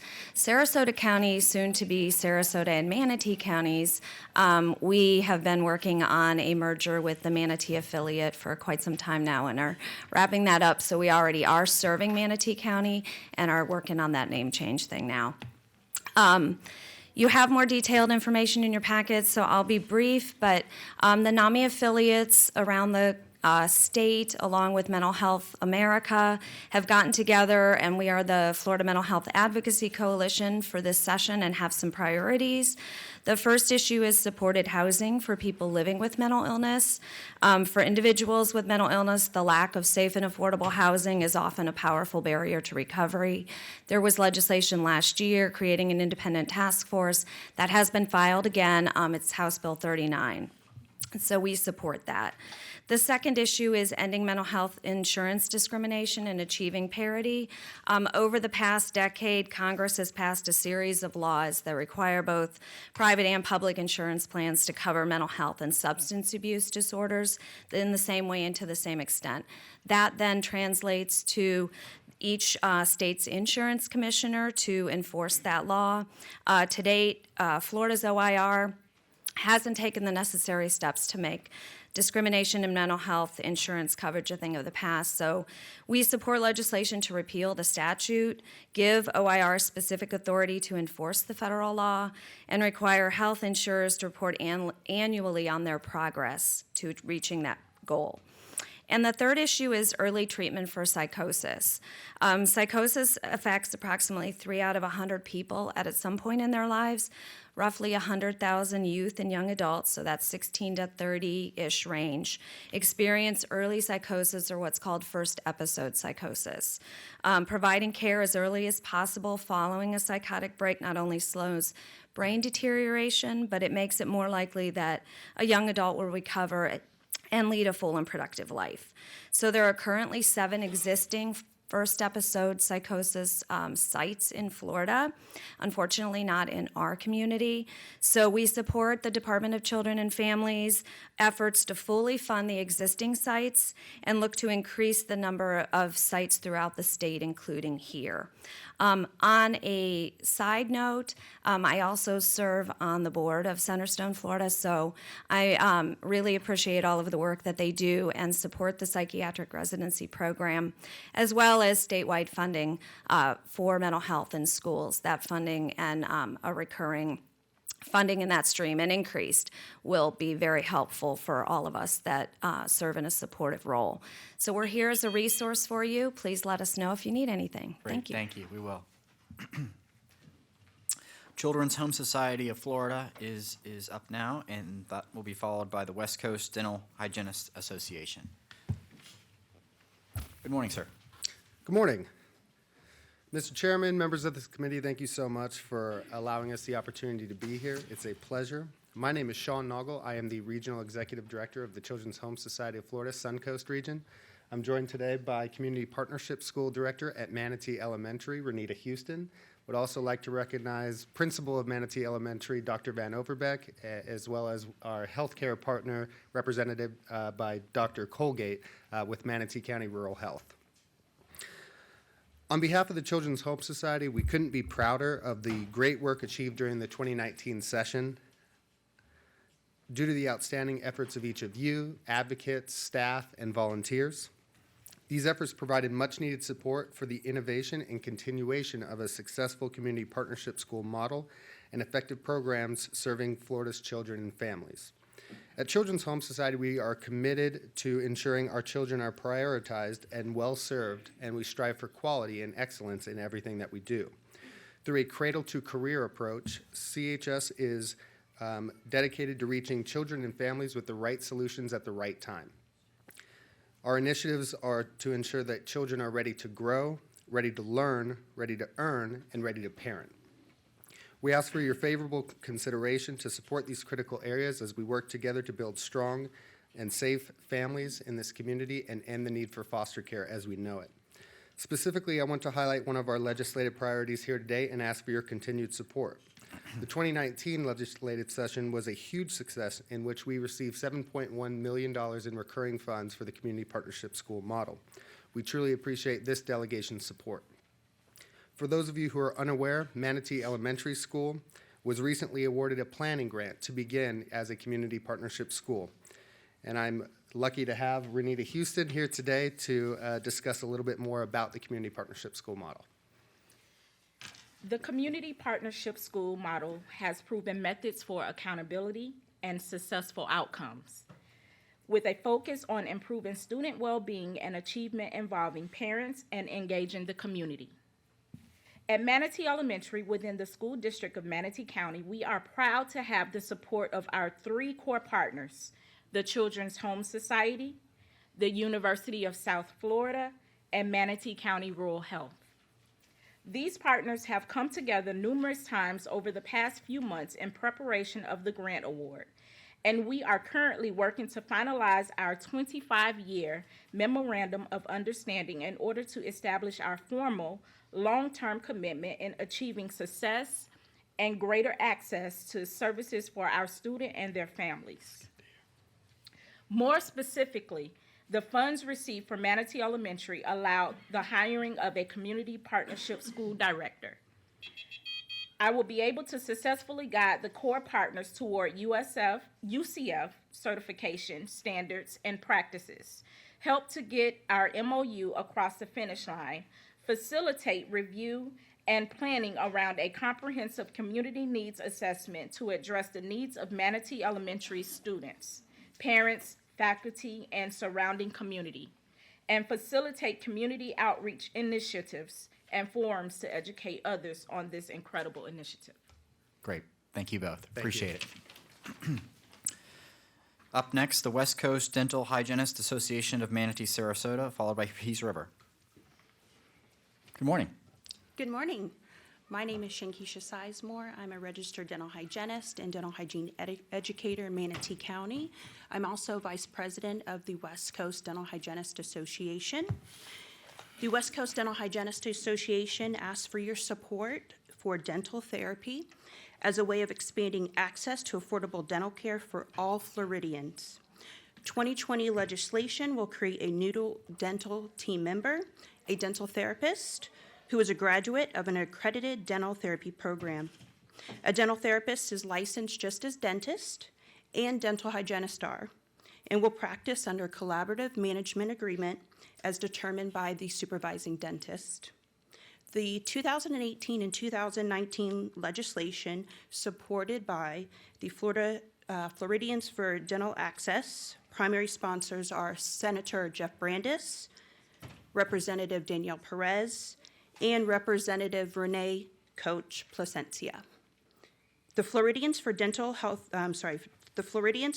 Access are working to secure a strong bipartisan support from legislators and coalition members for the 2020 legislation. Our state association, Florida Dental Hygienists Association, joined that statewide Floridians for Dental Access Coalition to bring the dental therapy workforce to Florida. Registered dental hygienists will be eligible for advanced standing within 3 academic year dental therapy program. And this means a registered dental hygienist like myself could complete the accredited dental therapy program in 14 to 16 months. Following graduation, in order to receive licensure, a dental therapist will be required to take and pass the same state licensure requirements for the task delegable to them as a dentist. I thank you for your time and consideration of this legislation. And additional information will be forwarded to you on dental therapy initiative by Ms. Heppel. Great. Thank you so much. Next up is Peace River, followed by the Christian Family Coalition. Good morning. Congressman, good morning. Terry Holcomb with the... Promoted. Representative. No, that's right. Terry Holcomb with the Peace River, Minnesota Regional Water Supply Authority. We appreciate the opportunity to present to you today. The Peace River, Minnesota Regional Water Supply Authority is comprised of Manatee County, Sarasota County, DeSoto County, and Charlotte County. And on behalf of the authority and our member counties, we thank you for all you have done to ensure that we have a reliable and resilient water supply for the region. We're confident that you will continue to partner with and support the Water Supply Authority to meet the future water needs for residents, schools, hospitals, and businesses, providing for economic development in the area. Water is essential to a thriving community, and we're proud to say that through our past partnerships with state, county, and regulatory communities, we have in place a regional water supply system based on an alternative water supply that is a model in the state and that currently provides over 27 million gallons per day of drinking water to the residents in the area. So to meet future demands, we look to the county and the region. In the coming decades, we're looking at about a 60 million gallon per day addition to our water supply. We're embarking on the feasibility and construction of an additional raw water storage reservoir. This is for water coming off of the Peace River. And we look forward to the continued support and partnership through water project fundings, as well as alternative water supply funding that's already in the state budget. And we'll look to work with you and your staff and support as we submit a water supply application and for the feasibility and siting of the new reservoir. So seeing is believing, right? I know Representative Newton has been out to the facility, as well as Representative Good and Senator Albritton have kind of taken a tour of the facility. And we encourage and invite you all and your staff to come out and take a look at it, including our existing 6 billion gallon reservoir. It's quite impressive. Together, we've been able to create a reliable and resilient water supply for the region and for Manatee County. And we just, please call upon us if you have any questions, if we can help with anything related to water issues. We thank you for your service and Godspeed as you meet the challenges facing the state in the upcoming legislative session. We will have 3 representatives from the organization in Tallahassee November 6th. We'll be looking to make appointments with your staff to discuss any issues, and if you have any questions, I'll be happy to address anything at this time. Great. Thank you so much. Next up is the Christian Family Coalition, followed by the Manatee Education Association. Good morning. My audience disappeared. Not totally. I'll tell them what you say.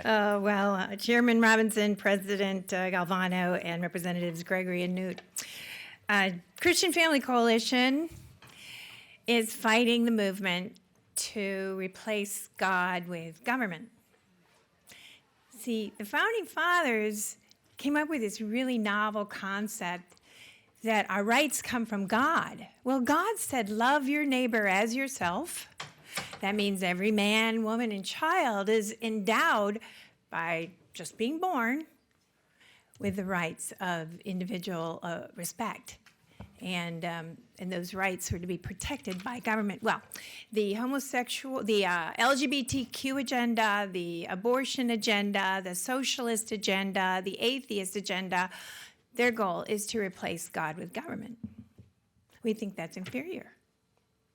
We like it when all are created equal. And instead of government deciding who lives and dies, that's God's job.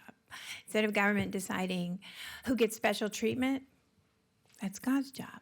Who gets extra market share and who doesn't, that's the free market's job.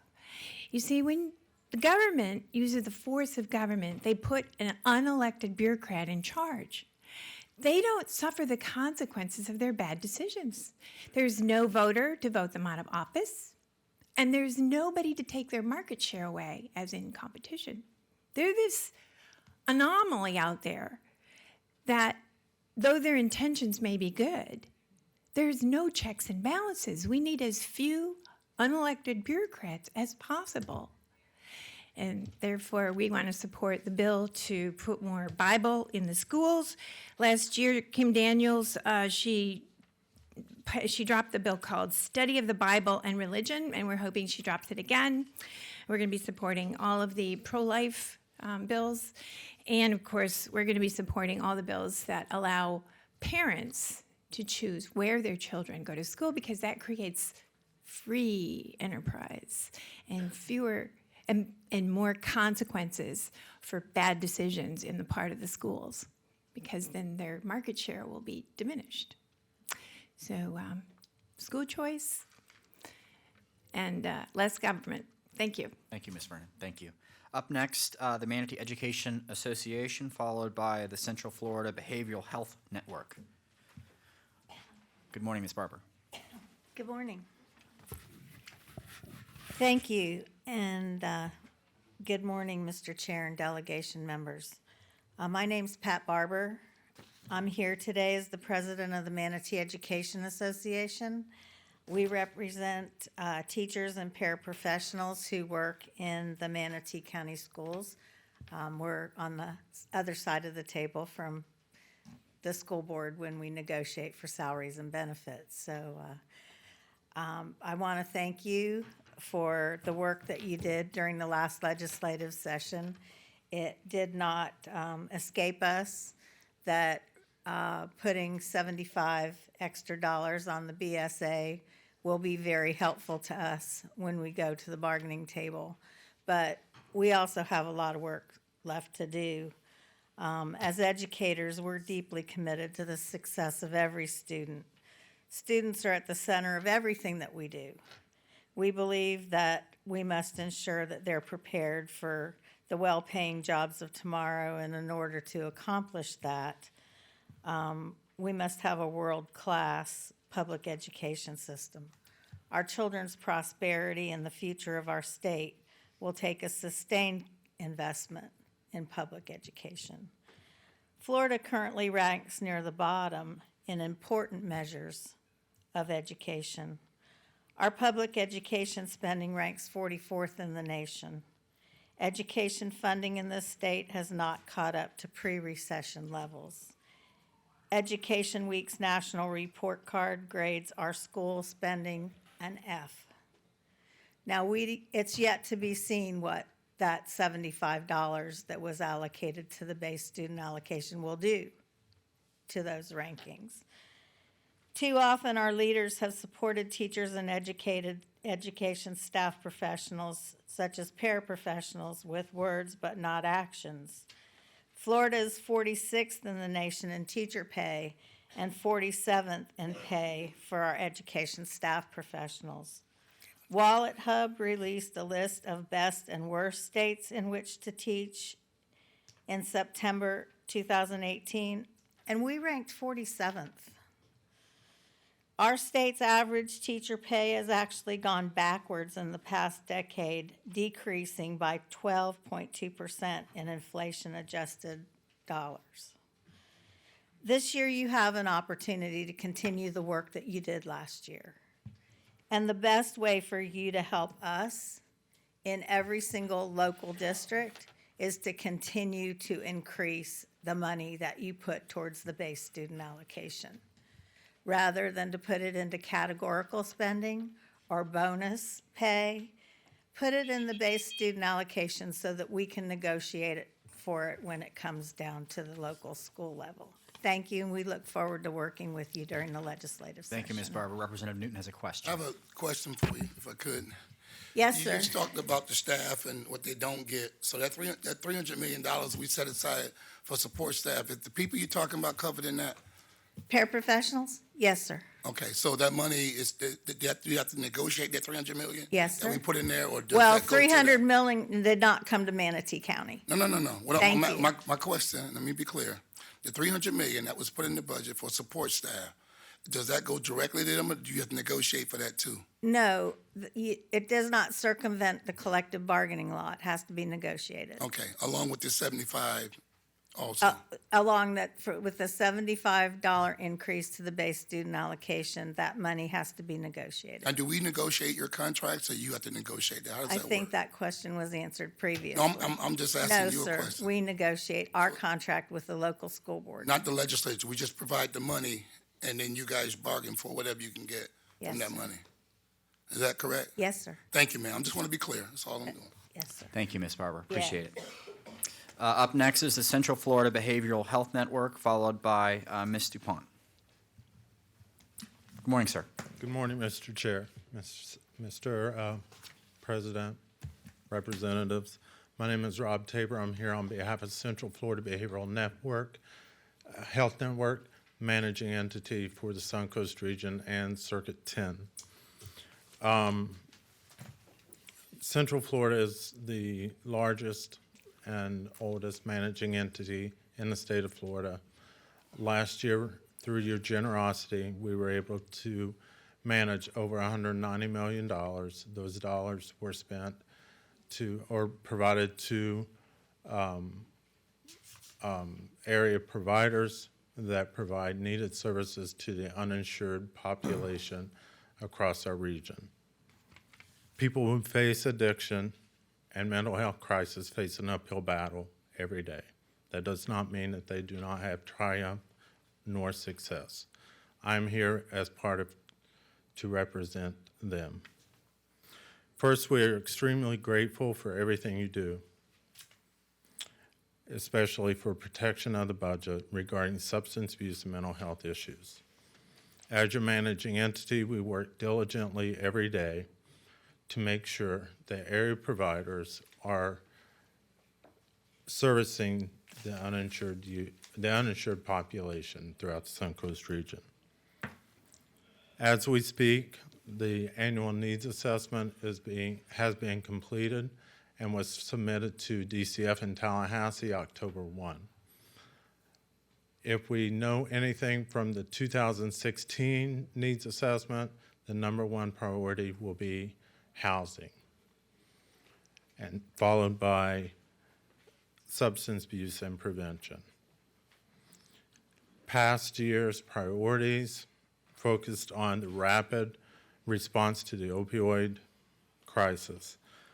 Based off of federal funding, we quickly deployed MAT services and funding to area providers to help combat the crisis of opioid addiction.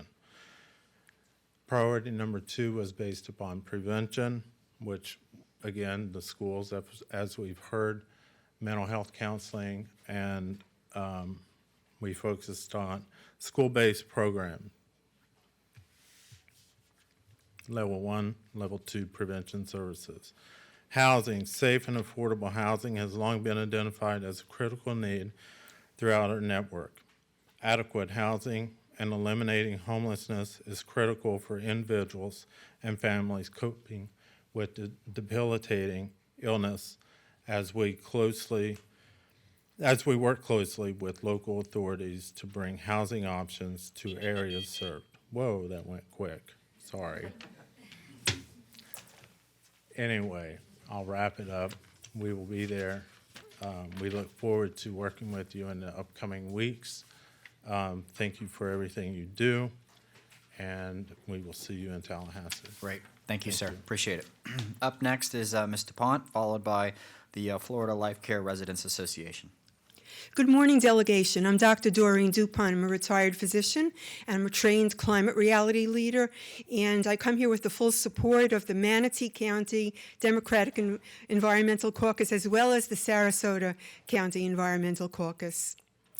I want to ask you to close a loophole in a statute that we have that regulates vehicular emissions. In the end of July, I was standing by the bayfront in Sarasota with the student strikers for our environment, and a car drove by, a truck, and spewed black smoke on me. And I almost fell into the traffic. I got nauseated, and I started asking about it. I found out it's called coal rolling. It's pretty common. And I went to the police department about it to find out if they could do anything about it. They told me that it should be regulated, that it's in the Clean Air Act, but Florida doesn't regulate it. They encouraged me to read the Clean Air Act and to go to legislators to get it changed.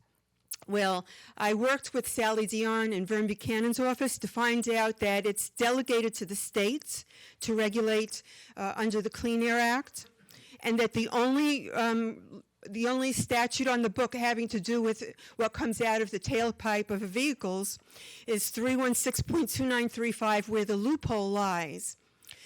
That is the only regulations on changing your exhaust system in your car. And what that does is it makes it that you could only sell it to a dealer if you altered your exhaust. It doesn't make the changing it illegal. The dealer only has to testify that the original parts are there. The dealer doesn't have to say that the exhaust system works right.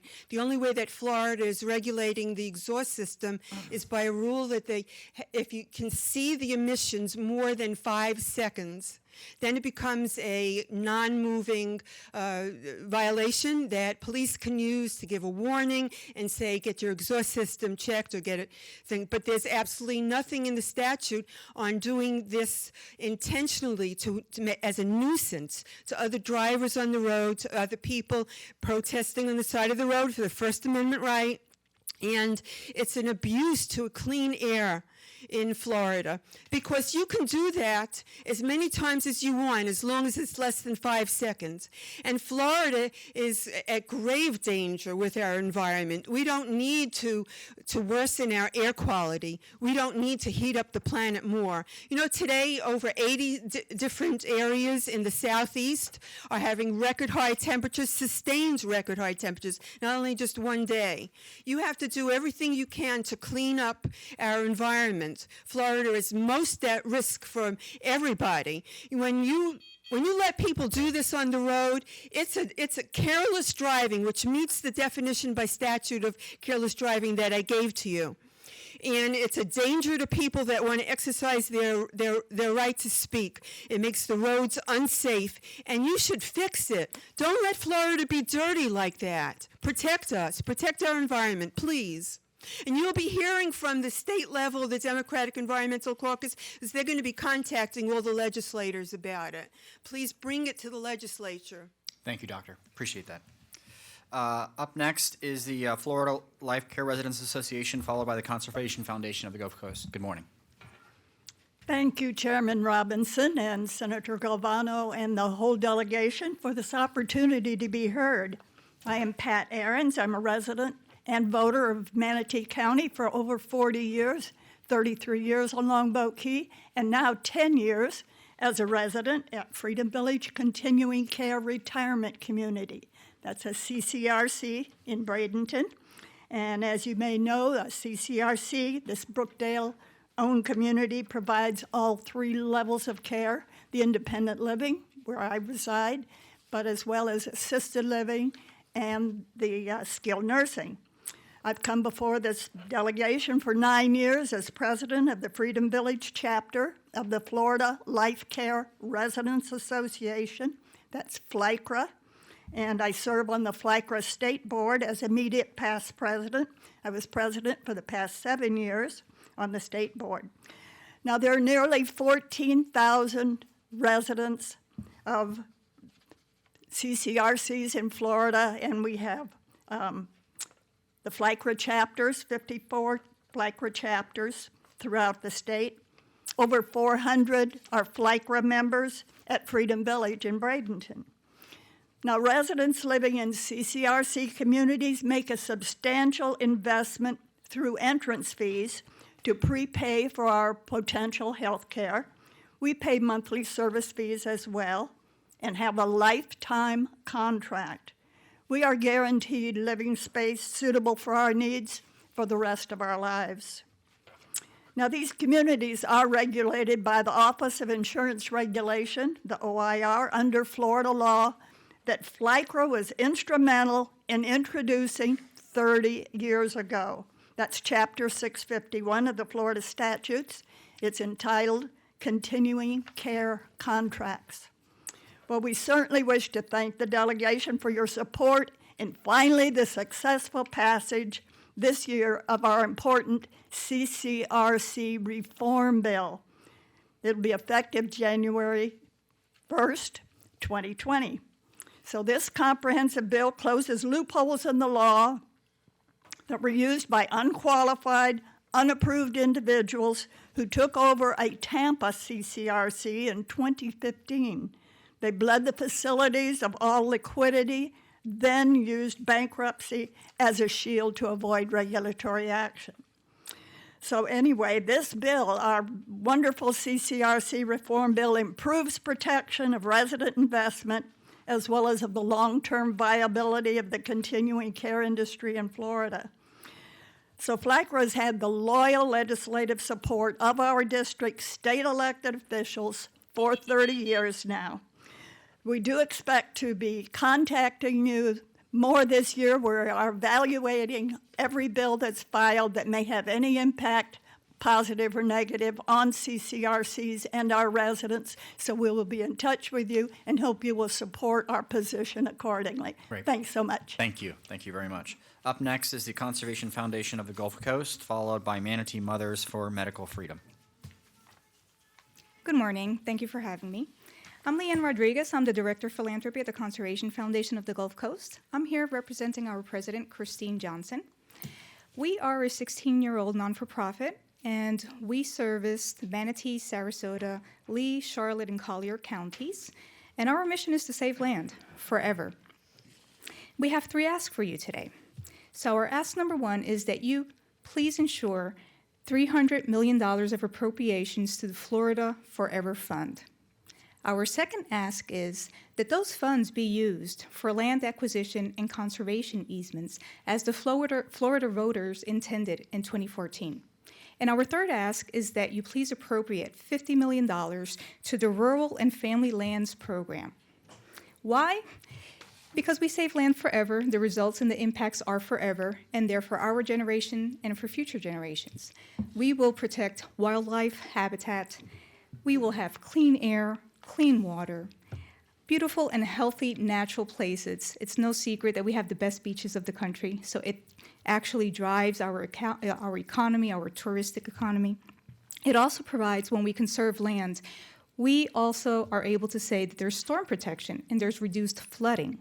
So all of these results, all of these impacts are not only for today, but they're for tomorrow and for endless generations. And one of the coolest things about the Florida Forever program is that there are specific programs that make this investment financially conservative on behalf of the state. Why? Because when we allow counties to have grants and have private landowners purchase land or purchase conservation easements near preserves and parks, that private landowner now becomes responsible for maintaining that property and protecting the natural resources. So that responsibility is not on the state, but rather on the private landowner. So it's actually an investment and not an ongoing maintenance issue for the state. And I'd like to direct you to your packets. We actually have 2 examples in your packets where Conservation Foundation is really proud to have been a key role player in 2 projects in Manatee County. In your backyard, you have Robinson Preserve and also Triangle Ranch, which were able to come to fruition through the Florida's Community Trust Fund, which is part of the Florida Forever Fund. So again, our 3 asks are please ensure appropriation of the Florida Forever funds, use those funds for land acquisition and conservation easements, and please fund also the Rural and Family Lands Program. Conservation Foundation thanks you, and future generations will thank you too. Thank you. It's always very wise when you mention the Robinson Preserve.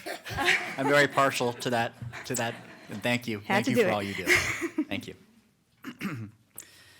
Up next, Manatee Mothers for Medical Freedom, followed by an issue on affordable housing. Is Glenn there?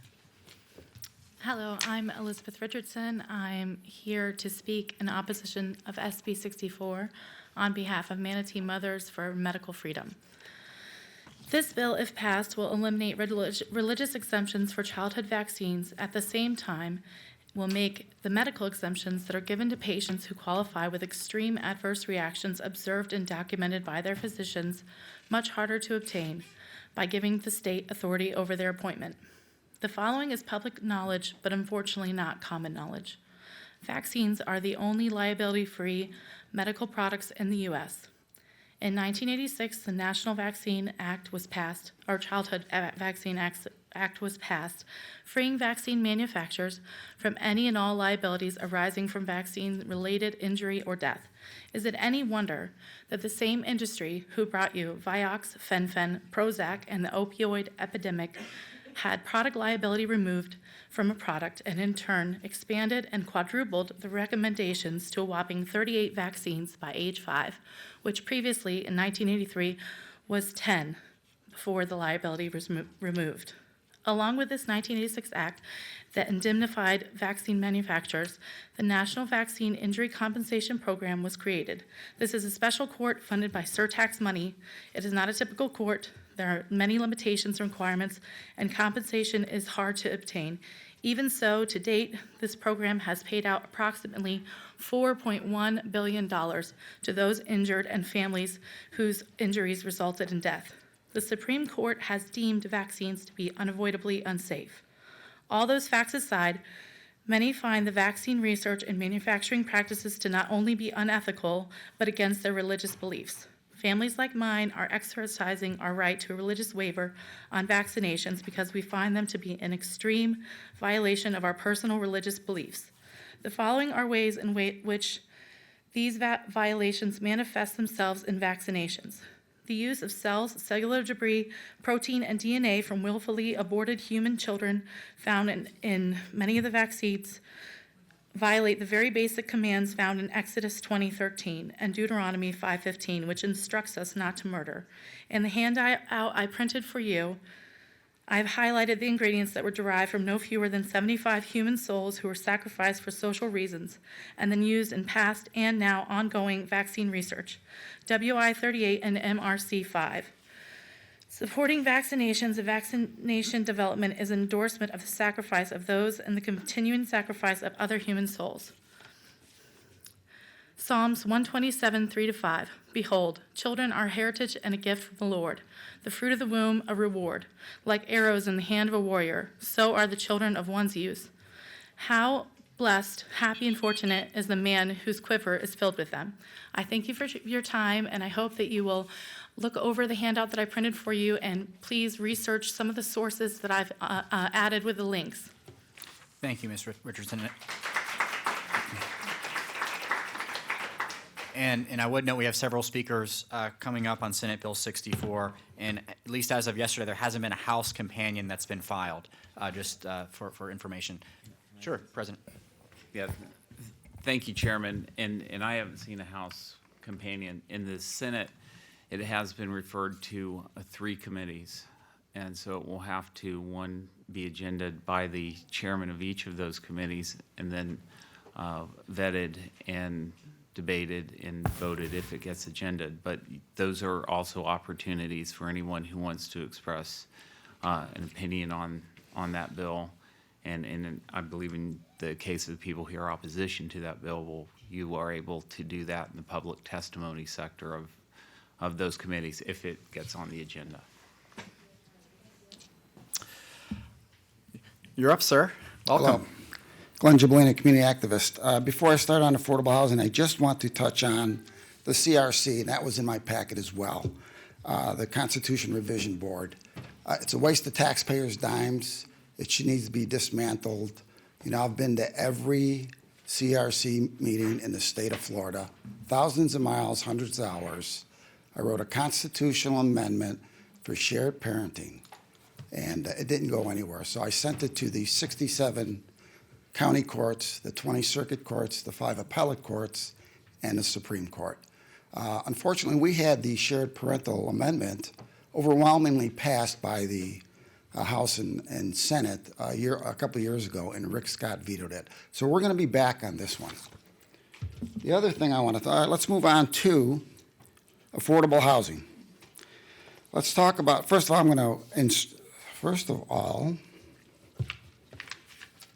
I want to do a little history lesson here. So, October 24th, and by the way, this overhead's not on, so I don't know why you guys want to do that. 1775, it's a presumed right of the people to instruct their elected representatives, dates back to the colonial times. In the United States, the right to petition is guaranteed by the First Amendment to the U.S. Constitution, which specifically prohibits Congress from abridging the right of people to petition the government for redress of grievances, and I've got them today. Let's talk about the greatest robbery in the history of Florida.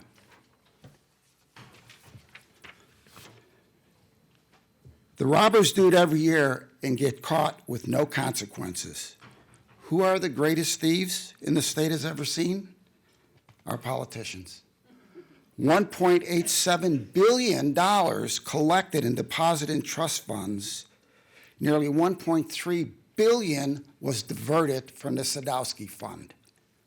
It's unbelievable that you can keep pilfering that. Let's talk about it. General Bill 1103, 53, died in committee, transportation and tourism. They need to be swept out of office. State funds, General Bill, died in committee in 7-1. They need to be swept out of office. This year, the most egregious.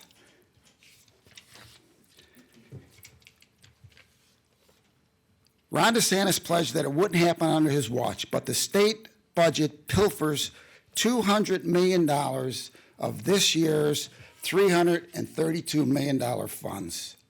Zero went to us. Zero. Homeless vets and students right down the street.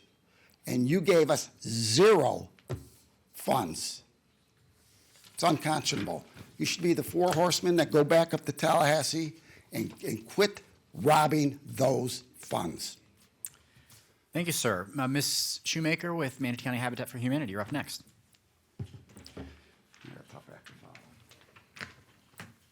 Thank you, Chairman and members, for the opportunity to speak. Diana Shoemaker, CEO of Manatee County Habitat for Humanity. I'd like to speak to some of the same issues. However, I'd like to take a little different tone, which is, what is one of the best investments that the Florida legislature can make? The answer this year and every year is an investment in affordable housing programs. Housing programs such as the Florida State Housing Initiative Partnership, also known as SHIP, or the Sadowski Trust Fund, provide jobs, provide the local purchasing of materials, and returns property tax revenue to the local economy. Habitat for Humanity affiliates throughout the state are actively utilizing SHIP funds, and we appreciate the funding that has been made available to date for affordable housing. Because we leverage every dollar received through the addition of private donations and volunteer support, habitats are a good investment for the state. Florida Habitats have built, rehabbed, and repaired more than 22,000 homes, and Habitat homeowners in Florida now pay more than $13 million in property taxes. Right here in Manatee, Habitat has built 133 homes to date and completes annually an additional 25 critical home repairs for veterans, seniors, and disabled homeowners. Last legislative session, more than $125 million of trust fund dollars were swept from the general fund. This past year's sweep impacted our district significantly. We received $612,000, but had we been fully funded, we would have received $4.5 million. Habitat knows the challenges that communities are facing in creating adequate supplies of housing, affordable housing, to meeting the needs of all its residents. When market forces aren't naturally creating affordable homes for our residents, we must work intentionally together to solve the problem. Habitat homes being built in communities throughout Florida are not given away. Families who buy Habitat homes pay an affordable mortgage that costs no more than 30% of their income.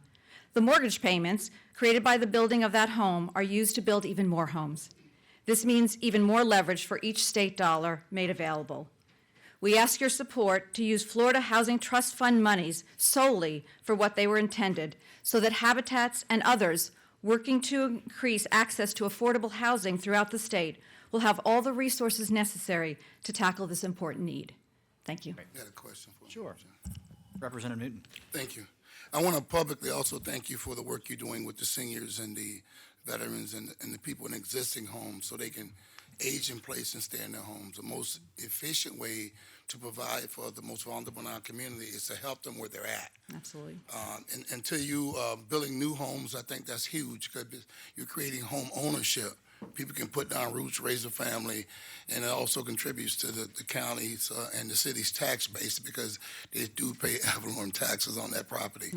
To the Tadowski Trust Fund, I wanted to share with, and I've shared this numerous times in my town halls, it was $125 million that was taken from that fund, but the money was provided for the people in the Panhandle.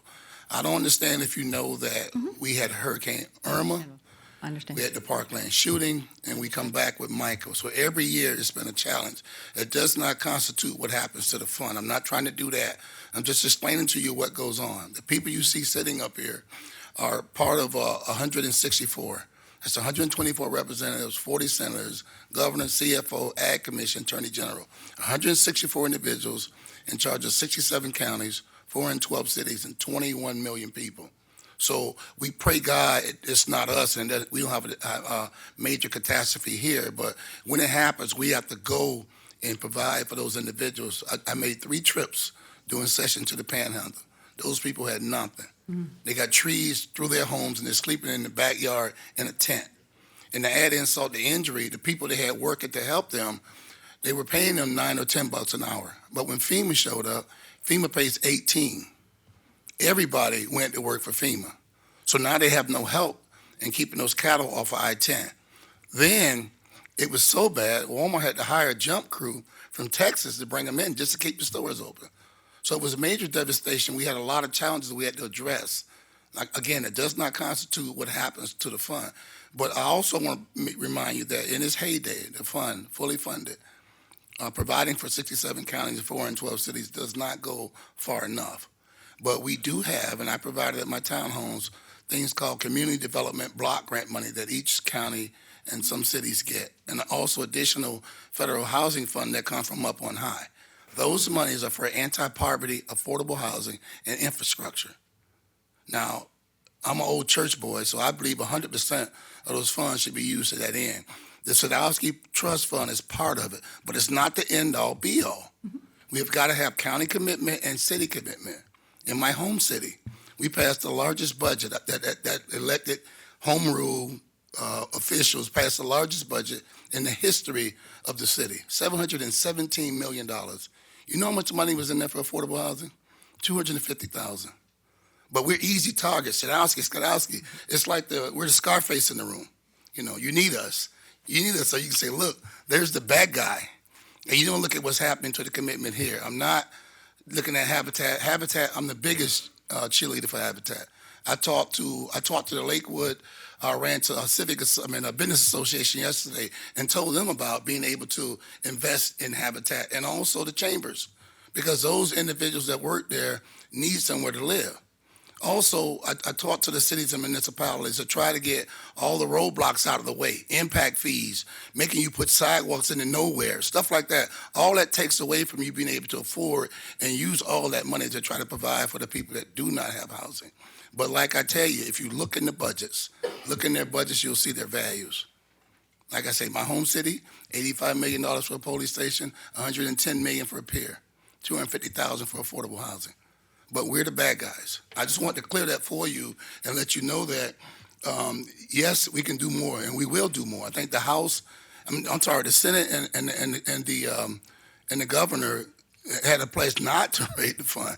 That came from the House. But as you know, when they get to trying to work things out and cover all the needs of this entire state, which is our responsibility, Ultimately, that's what transpired. But the money did go for housing in the Panhandle to the people that was in dire need. Understood. And I just pray God we never have to get hit with something like that, because if we do, then all 164 got to come to our rescue also. But thank you for everything you do. We appreciate all the work you do on the benefit of affordable housing. Thank you, Ms. Shoemaker, and thank you for what you do. Thank you. Up next is, and I may mispronounce this name, I apologize, Tony Latoure? Latortu. I was halfway That's right. okay. Apologize Good for morning. that. Good morning. Mr. Chair, Mr. President, and members of the delegation. My name is Tony Latortu, and I am the Circuit Director for the Guardian Ad Litem Program in the 12th Circuit. The Guardian Ad Litem Program was established by law in 1980. Florida statutes specify that the court shall appoint a guardian ad litem for an abused, abandoned, or neglected child in any child abuse proceeding to represent the child and advocate for his or her best interests. This dedicated advocacy is accomplished largely through the recruitment of citizens from a community who volunteer to be an advocate for these children. Research shows that children who are represented by a volunteer advocate are less likely to return to foster care, have fewer placement changes when in care, do better in school, and are more likely to be adopted. And overall, they spend less time in foster care. Statewide, the Guardian Ad Litem Program has over 10,000 volunteers.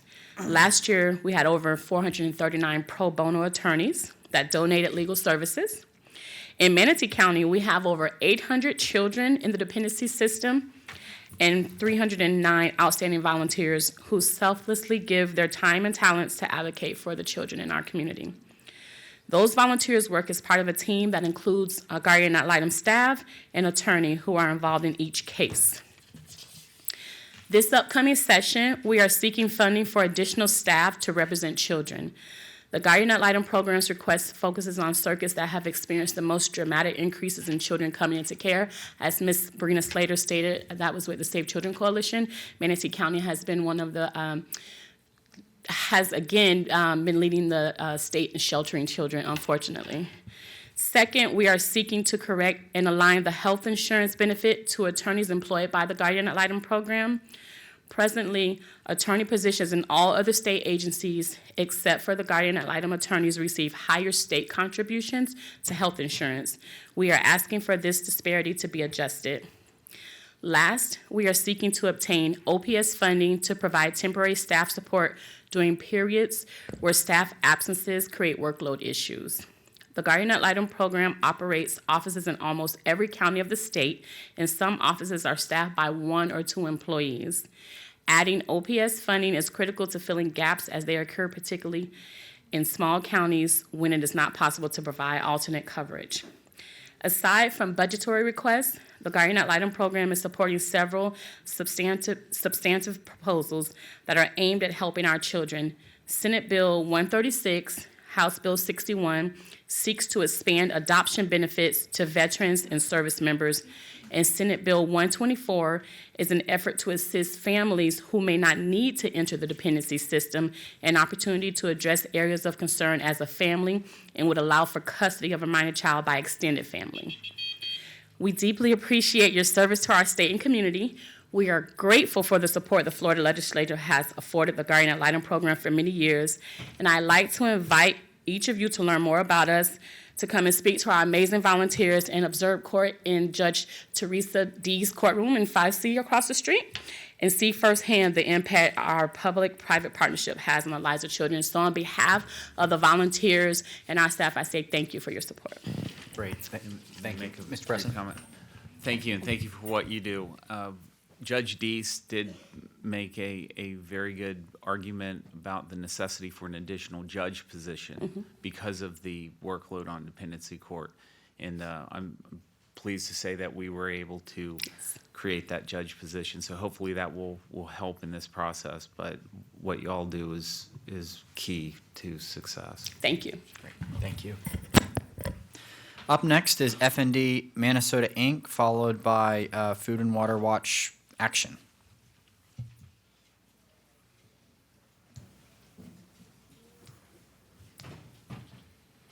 Good morning. Good morning. I didn't realize I was up next. My name is Mary Smith, and I'm the Executive Director for Family Network on Disabilities. But more importantly, I am the mother of 2 adult children with developmental disabilities that reside in Manatee County. I'm here today to talk to you about the providing adequate funding for the Medicaid waiver and getting rid of the wait list that currently exists. The Medicaid waiver program provides services to individuals with developmental disabilities. These individuals are our most vulnerable population living in our communities and state. Individuals with developmental disabilities are individuals diagnosed with an intellectual disability, cerebral palsy, Down syndrome, autism, spina bifida, Prader-Willi syndrome, and Phelan-McDermott syndrome. The Medicaid waiver program, overseen by the Agency for Persons with Disabilities, is a federal program, and the state needs to follow the guidelines of the program, which means adequately allocating funding for the services and eliminating the wait list. Florida is ranked 49th in the terms of funding for services for individuals with disabilities, while being one of the wealthiest states. This legislature has continued to provide the Agency for Persons with Disabilities with a budget based on an arbitrary number, and it is unfair for them to say that APD has not lived within its means when the budget doesn't have enough funding for the existing clients, let alone individuals on the wait list. APD has been directed to redesign the waiver program due to budget deficits. Individuals with disabilities, their families, support coordinators, and providers want to be included in how the redesign takes place. APD and ACA can't begin to understand what an individual with a developmental disability may need in order to thrive and be successful in our communities and not have to face institutionalization. APD is working with a similar budget as to what they had 15 years ago, yet the number of individuals with disabilities continues to increase. There are currently over 34,000 individuals receiving services, while another 24,000 sit on the wait list. Instead of cutting services and rates, there are other ways to bring the budget under control and to reallocate these funds that are already approved. Individuals with developmental disabilities have unique needs and won't fit into an algorithm or a computer program. Look at a viable option or solution prior to cutting the services and rates. More transparency is needed from the Agency for Persons with Disabilities. Consideration or creation of an advisory board made up of individuals with disabilities, family members, support coordinators, providers, and APD representatives to work on these solutions. Managed care programs should not be considered because they are not person-centered and will take away take away the needs of individuals with disabilities.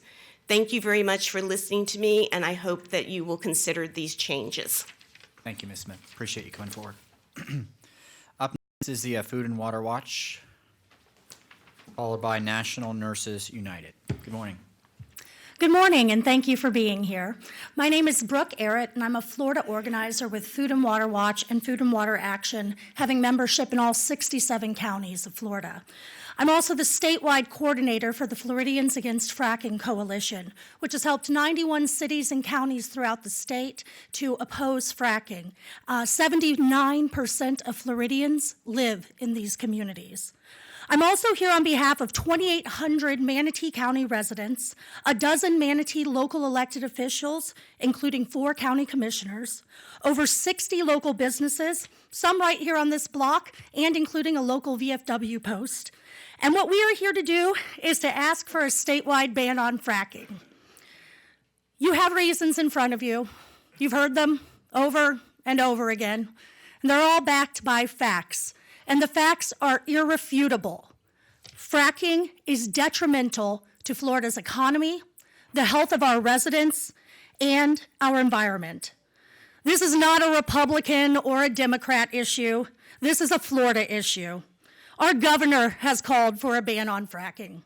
He even passed an executive order on January 10th stating such. Also on January 30th, after being asked, both you, President Galvano, and Speaker Oliva, agreed to allow a fracking ban to come to the floor for a vote. or said you would allow it to happen. And then both chambers introduced fracking bans, yet it never came to a vote. For 2 years, we've been requesting to meet with you, President Galvano, to find out what you need from us to help a fracking ban come to the floor for a vote.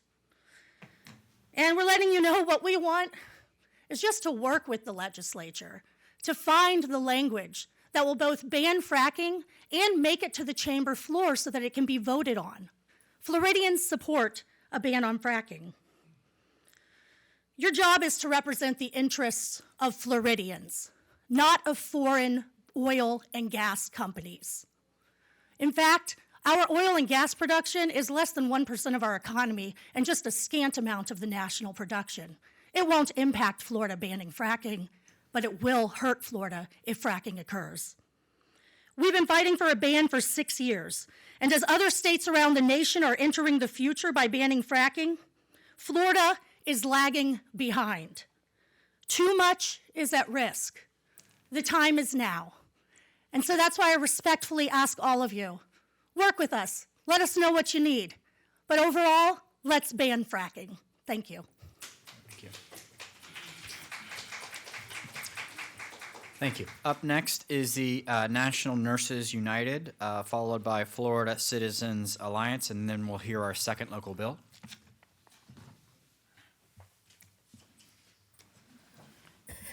Mr. Walsh, is Brian Walsh here? Yes, no, okay. Moving on, Mr. Vernon with the Florida Citizens Alliance. You're up next, and then I just saw Mr. Rudisell enter the chambers, and he'll present the second local bill. Mr. Vernon, good morning. Good morning, Chairman, Senator, Representatives. My name is Steve Vernon, and I'm a volunteer for Florida Citizens Alliance. We are a statewide education reform group. It is a nonprofit grassroots alliance of individuals and groups committed to real solutions that improve student learning in Florida public schools. Today, our 50,000 supporters, and actually it's 52 now, 1,000 supporters, petition you to pursue legislative policies that promote universal parental choice, support knowledge-based learning, adopt the finest standards and curricula, encourage financial transparency and best practices, and stop political and religious indoctrination in our schools. In your briefing book, you will find a one-page summary of our legislative agenda with 8 individual points, and I'd like to run through those right now, pointing out some key highlights and urge you to find a way to implement these key concepts. Number 1, we support Governor DeSantis' Executive Order 1932 to write world-class standards and adopt aligned curriculum. We want to focus the teachers on the academic basics of reading, writing, math, and civics. Commissioner Corcoran recently stated that statewide we have 58% of our third graders who can read at grade level. That's horrific, because that means we are failing to teach 42% of third graders to read. Clearly, we can do a lot better than that. Number 2, we want to expand parental choice options and eligibility for the Gartner Hope Tax Credit and Family Empowerment Scholarships. And number 3, 4, and 5 relate to bill language, which is in your briefing book, pages 2 through 5. And we will ask you to read that and look at how we have proposed amending different state statutes and language. Number 3 relates to amending 1002.40, the Hope Scholarship. And we want to make public schools safe for every child. We support expanding eligibility for the Hope Scholarship to include failure to provide a safe school environment. Number 4 is improving the legal definition of instructional materials that we use now in public schools. You can read the rest of our talking points. And lastly, I want to close with just telling you that we're not asking for any taxpayer money. We simply want you to do the right thing. We want you to support our legislative agenda because Florida kids deserve better. Thank you. Thank you, Mr. Vernon. And I'll direct the delegation to tab 2. We're going to go back to our second local bill. Mr. Rudisell is up as soon as he gets to the podium to explain local bill number 2, which is regarding Trailer Estate Park and Recreation District Charter. Good morning, Mr. Rudisell. Good morning, Mr. Chairman, members of the delegation. I'm Scott Rudisell. I'm here on behalf of Trailer Estates Park and Recreation District. It's a local special purpose taxing unit that has existed in Manatee County since the 1960s. I think the Sarasota delegation has heard this issue, so it may be familiar to you. There was a case that came down last year. It was Gregory versus Tripar Estates Park and Rec District, and essentially what happened in that case was the court took a narrow reading of that charter, and essentially the holding of the case was that the Park and Recreation District, while it could promulgate rules and regulations, it had no real ability to enforce them without seeking injunctive relief through the courts. So what is being proposed by Trailer Estates as well as some of the other park and recreation districts is simply to add some language to allow for the enforcement of the rules and regulations that are promulgated by the district, as well as prescribing penalties for violations of those rules. That's really the extent of the proposed amendments to that charter, and I'm happy to answer any questions that the delegation might have on that. Any questions for Mr. Rudisell? I have one question, Mr. Rudisell. In the draft House bill, it describes Sarasota County. I think that's in section 2. Should that be Manatee County? Yes, that is a typo. Thank you for pointing that out in public, Mr. Sorry. Robinson. Yes, that's a typo. That should be Manatee County. There may be a couple other tweaks as it goes through, but yes. Okay, great. Any other questions for Mr. Rudisell? Seeing none, I'll take a motion to approve the local bill regarding Trailer Estates. Make a motion to approve. I have a motion and a second. Any discussion? Hearing none, all in favor of the motion, please signify by saying aye. Aye. Chair votes aye. Anyone opposed? No one opposed. Thank you, Mr. Rudisell. Representative Gregory, do you mind carrying that bill in the Florida House? Sure. Great. Okay, moving down our agenda, we are now have several speakers on Senate Bill 64. First up is Brandy Bright, followed by Sarah Rankin, and then Aaron Bruner. And you can all start lining up when your names come up on the agenda. First up, Ms. Bright. It's still morning. Good morning. Hi, good morning. Thank you for allowing us to be here today. My name is Brandy Bright. I'm a mother of 7 and a health freedom activist. I'm here today as a concerned parent begging you to oppose SB 64. If your child has a reaction to penicillin, you would immediately stop giving it to them. A note is made on their chart, and they would wear an allergy bracelet for hospital stays or surgeries. If your child has a reaction to peanut butter, you immediately would remove all peanut butter from your house. The school would be notified, and your other children cannot bring peanut butter to class. If your child has a reaction to vaccines, you are told it's a coincidence, it couldn't possibly be from the vaccines, and you're encouraged to keep vaccinating them. In California, a child now has to have anaphylactic shock 7 times before they can receive a medical exemption. Can you imagine your child being forced to go through this? I want you to think about that as you lay your children down to bed tonight. No medical treatment or medicine is one size fits all, except for when it comes to vaccines. It wasn't until my 3rd baby had a reaction that I started to question their safety. As I started reading inserts and looking back at my 2 older children's medical records, I realized after each vaccine they were constantly sick and experienced many of the normal side effects listed in the inserts, except it's not normal for our children to be chronically sick. I've spent the last 3 years and countless dollars trying to heal my children. Our 3-year-old, who we stopped vaccinating at 4 months after she had a reaction, is never sick. She's never taken antibiotics, and unlike her siblings, she has not been chronically ill. Did you know that as high as 70% of the population have a genetic mutation called MTHFR?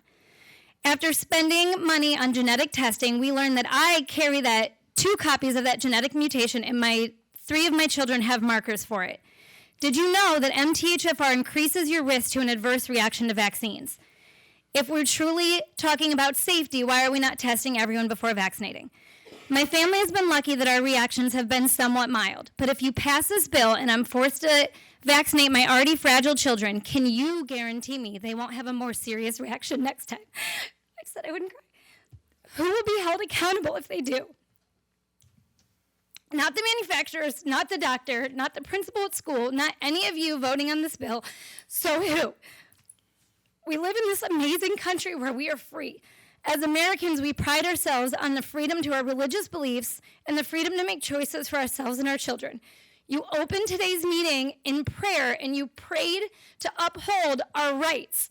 Yet we're here to fight for our medical and our religious rights. This bill not only discriminates against the vaccine-injured and medically fragile children, but it also completely goes against our First Amendment rights, our human rights, and our consumer rights. Jimmy Carter said that human rights is the soul of our foreign policy because human rights is the very soul of our sense of nationhood. Taking away our rights to medical freedom is an insult to, I'm almost done, to all of those who laid the foundation and those who lost their lives to protect our freedoms. Please don't make their sacrifices be in vain. Congress ruled vaccines as unavoidably unsafe when they passed the National Childhood Vaccine Injury Act in 1986. This act completely took the liability off of the manufacturers. Did you know that if your child dies as a result of a vaccine or has a serious reaction, you cannot sue the manufacturer? Vaccines are the only liability-free consumer product. Where there is risk, there must be choice. Thank you for your time today, and I pray that you will make the right decision and stand up for our constitutional rights, our human rights, our parental rights, and our religious rights by voting no on SB 64. Thank you, Ms. Bright.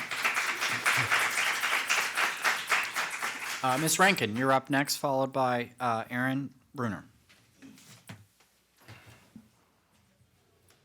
Hi, good morning. Good morning. I am standing in for Sarah Rankin. My name is Dr. Deneen Puchano. I'm an acupuncture physician and a Florida resident, a mom, a citizen, and I represent the healthcare of my community. And I'm standing in for Sarah, so please forgive me if I'm looking at this. I recognize the enormity of the job you have and the responsibilities to Florida, just in listening to everybody's issues that were presented today, and I commend you for doing your work. It must not be easy for you, and I know we have a long list of people. I want to thank Brandy for really expressing some of the key facts in this issue that is before us, and thank you for affirming that it is still up to some type of committee being passed, that it would go up for a vote, actually. So just to reiterate, I am standing here just to draw the attention to bills that maybe some people in the audience aren't aware of that are being proposed in 2020 in the legislature. And excuse me if I'm not correct on all my details. SB 64, which would mandate vaccinations, remove medical and religious exemptions for children, and eventually down the road, that's going to be for adults as well. That's all part of a mandate initiative called Healthy People 2020. Just in case no one's aware of that. And also SB 46, which will mandate that in the first 24 hours of life that infants are given a dilation of the pupils of their eyes and a procedure done, and then parents would be given a fine or charged with a misdemeanor if they did not comply. And then also SB 208, which would mandate mental health evaluations for children with their school physical, and then if medication, to my understanding, was recommended, that parents not in compliance with that would then be, acting out of accordance with the law. I'm here just to basically stand forth and tell you I am not an anti-vaxxer. I know that that's a very popular, just label someone crazy, they're an anti-vaxxer. I'm not an anti-vaxxer. I am 47 years old. I was vaccinated in 1972 for measles and mumps and diphtheria.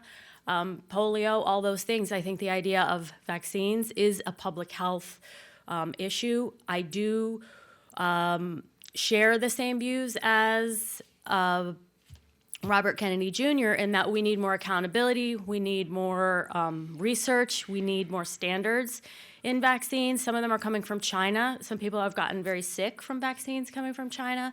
And what it looks like is people would be mandated to get a flu shot every year or a shingles shot every year. And just like Brandy was expressing, there are medical conditions that people have. So I thank you for your time and listening to us, and I appreciate the opportunity to speak today. Thank you. Great, thank you.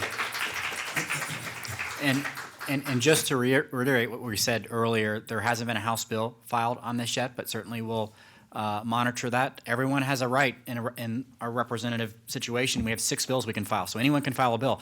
That doesn't necessarily mean the bill will move or the bill will get passed, but certainly our offices will make sure that we know what bills have been filed, and if you have any questions of any of us, there's information here that you can find us very quickly on the internet or otherwise, and certainly let us know when or if a bill has been filed that concerns you. But nothing's been filed as of at least this morning in the House yet. She wasn't Sarah. She was speaking for Sarah. Right. And make sure if you come up and you haven't filled out one of those cards that you see Paula back there in the last row. Up next, I believe, is Ms. Bruner. She's absent at this time. I'm Christina Barshinger. Okay. Whew, I am definitely out of my wheelhouse there, so I Welcome. Good apologize morning. for the nerves. Good morning to you, President, representatives, and it's nice to see you again, Mr. Tommy, and all the audience members here. My name is Christina. I'm a native Floridian, mother of 3, and a licensed massage therapist and a registered nurse with a bachelor's degree in nursing and with hospital experience in working in critical and emergency care. As a medical professional and concerned mother, I can no longer remain silent.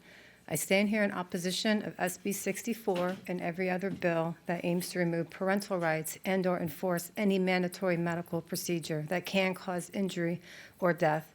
How can the government remove our personal, religious, and medical rights? Let us not forget the Nuremberg Code. It's unethical to strip away our rights to refuse medical treatment, and we should have the legal capacity to give informed consent. What happened to the separation of the church and state? Every person living in the U.S. has a legal right to freely live their faith without fear of government coercion. Preserving our religious freedoms also includes the choice to decline a biologic drug, one that's made from a living organism like a vaccine that is known to have aborted human fetal cells with unknown DNA gender, animal cells from monkeys, canines, and calf serum, and other toxic chemical ingredients. Families who delay vaccines or have exemptions are being denied health care, with pediatricians turning us away. We are witnessing segregation and defamation to a minority population for those who delay or decline, or like myself, who no longer vaccinate, due to witnessing firsthand the inefficacies and adverse effects of vaccines. As a nurse, I trusted the medical establishment and followed protocol. My first child, who was advanced, he regressed before our eyes and became chronically sick after vaccine and was overprescribed medications like Zantac, a drug that is currently being pulled off the market as we speak for having cancer-causing chemical ingredient. Do you know how awful it feels to see your child newly lost, unable to communicate or tell you that he wants milk or a hug? To see your child bang his head and his body constantly and unable to perceive the outside world as you and I do. My son received 8 rounds of antibiotics and an antiviral by the age 2. Shortly thereafter, my son received the diagnosis of autism, which is a common trend in today's children who are following the CDC protocol for immunization and the overuse of pharmaceuticals.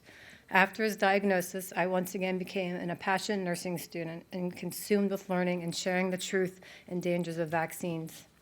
And did you know that less than 1% of vaccine injuries or deaths are reported to the VAERS system? And also, did you know that recently in 2018, the Informed Consent Action Network won a federal case against the HHS for failure to submit even one vaccine safety study for the last 30 years? That should leave you unsettled. The current system is flawed and there must be change. I implore you to oppose SB 64 or any other bill that aims to remove parental choice or enact mandatory medical procedures. Where there is risk, there must be a choice. And I did leave you a binder, and I hope you'll review it, and I will also email you links so they're active so you can go right to the source. And I look forward to having meetings with you in the future. We have an appointment with you, sir, on October 9th. We're looking forward to speaking with you, and I'm having new legislation that aims to protect parental rights. So thank you for your time, and have a blessed day. Great, thank you. Thank you. Next on my list is Diva Vaden. It's Deva. Sorry. No, it's okay. I get it all Morning. the time. Good morning, Mr. President, Chairman, representatives. Thank you for taking the time to listen to us today. I know it's kind of beating a dead horse, but I did come here to oppose SB 64. I understand it doesn't have a House companion bill. We're all very aware of that, that we are taking with a grain of salt. We all also plan on going up to Tallahassee and speaking to those committees. This isn't just about SB 64. This is one bill, but there are many coming down the pipeline. This is a fast-moving issue. Very quickly and efficiently, laws are being passed mandating vaccination for children and adults without the vote of the people. Look what happened to SB 276 in California. All rules were thrown out, and that bill was basically signed in the dark by Newsom. It's very scary to a lot of us. I had a speech prepared, but I'm going to kind of go off the cuff here. We are dancing a very fine line between democracy and corporatocracy. This is, the pharmaceutical industry has tons of money to fund a campaign worldwide to push mandated vaccines. Merck makes $4.6 million a day on the Gardasil vaccine. Okay, we are up against a giant. And they're the ones that are writing our laws. They have more lobbyists than any other industry. We're very familiar with the author, Lauren Book, of this bill. She is very well received, along with her father, Ron Book. She also sits on 2 of those committees that this bill has. So I just want you guys to be very vigilant and understand that this could be a very political liability. You know, there are 150 vaccines in production conservatively. If those are mandated, the government has the authority to forcefully inject us with the current 72-dose schedule, which is up from a 5-dose schedule in 1962. That increase in the schedule has never been studied. And if any of us are injured or killed, manufacturers are exempt, and the compensation comes from our own tax dollars. And, you know, the Bayers, the reporting system, as of April 5th, 2019, 2,142 babies have suffered life-ending injury from vaccines. In 2011, Harvard did a study that concluded less than 1% of adverse effects are reported to the system. That means at least 21,420 babies have been killed from vaccines. These are just deaths we're talking about. We're not even talking about autoimmune disease, neurological disorders, chronic earache, severe eczema, childhood cancers, the list goes on. So how many children and babies need to die for the overall greater good of society? I've actually had a peer tell me that some people will have to die and be injured for the greater good. That's really interesting because that exact sentiment was said by Adolf Hitler almost a century ago when he proclaimed the Nazi Party, the common good over the individual good. That is something to be alarmed from. I won't go on. I just want to ask you to stay vigilant, protect constituent rights, and consider working with medical freedom advocates to pass laws for vaccine reform. We definitely need to see vaccine reform. They need to do titers and mutagenic testing prior to vaccination. This is not a one-size-fits-all. There's a lot more that can be discussed about this issue, but reform needs to happen, and we ask you guys to continue working with us and not the pharmaceutical industry. Great. Thank you for coming. Next on my list is another tough name, Bailey Kuykendall, followed by Stacy Mayo. It's Kirkendall, but it doesn't look anything like it. So, good morning, gentlemen of the delegation. Thank you for taking the time to listen to your constituents today. Moments like this make me proud to be an American, as our beautiful country was founded on freedoms such as this. But I have to tell you, I fear we are losing our rights slowly and deliberately, leading to an America I no longer recognize. As dramatic as that may seem, it's very real for a lot of us. So far, there are 3 bills on the table for 2020 in Florida. Each of those demand that each demand that mandates be made of our children, and each in their own way start to erode at our liberties. Starting with SB 64, which you've definitely heard about, it seeks to throw out religious freedoms by removing religious exemptions from immunizations. It also robs parents of the right to informed consent, and it promotes a liability-free product, as a vaccine manufacturer cannot be held liable if their products cause injury or death, which they do in some cases. Like all medical procedures, our immunization program is not a one-size-fits-all, but mandating it makes it one. SB 46 and its House Companion Bill 67 seek to mandate pupil dilation for all newborn babies. When they do this procedure, they're looking for ocular abnormalities, which generally happen in only about 0.00075% of children. This bill comes with a misdemeanor of the second degree for anyone who fails to comply. That means you are punishable up to 60 days in jail or 6 months probation and a $500 fine. Just for comparison reasons, the other charges with the same degree are from disorderly intoxication, driving with a suspended license, or trespassing. This seems very disproportional to me. Now let's talk about SB 208. This bill seeks to include a mandated psychosocial evaluation as a condition for school entry, and then requires an authorized juvenile justice official to follow up until each student obtains proper documentation. How comfortable are you with the idea that your young child will be analyzed by a psychologist, a social worker, and a nurse that know nothing about your child's history? All three of these bills mandate health policies and procedures, and let me tell you, mandates do not equal freedom. According to the Florida Constitution in Article 1 and Section 2, also known as our basic human rights, the last section of that reads, "No person shall be deprived of any right because of race, religion, natural origin, and physical disability." Section 3 of Article 1 speaks solely on those religious freedoms, and it states, "There shall be no law respecting the establishment of religion." I will let Benjamin Franklin sum it all up for me. He simply stated, "America will never be destroyed from the outside. If we falter and lose our freedoms, it will be because we destroyed ourselves." Thank you. Thank you very much.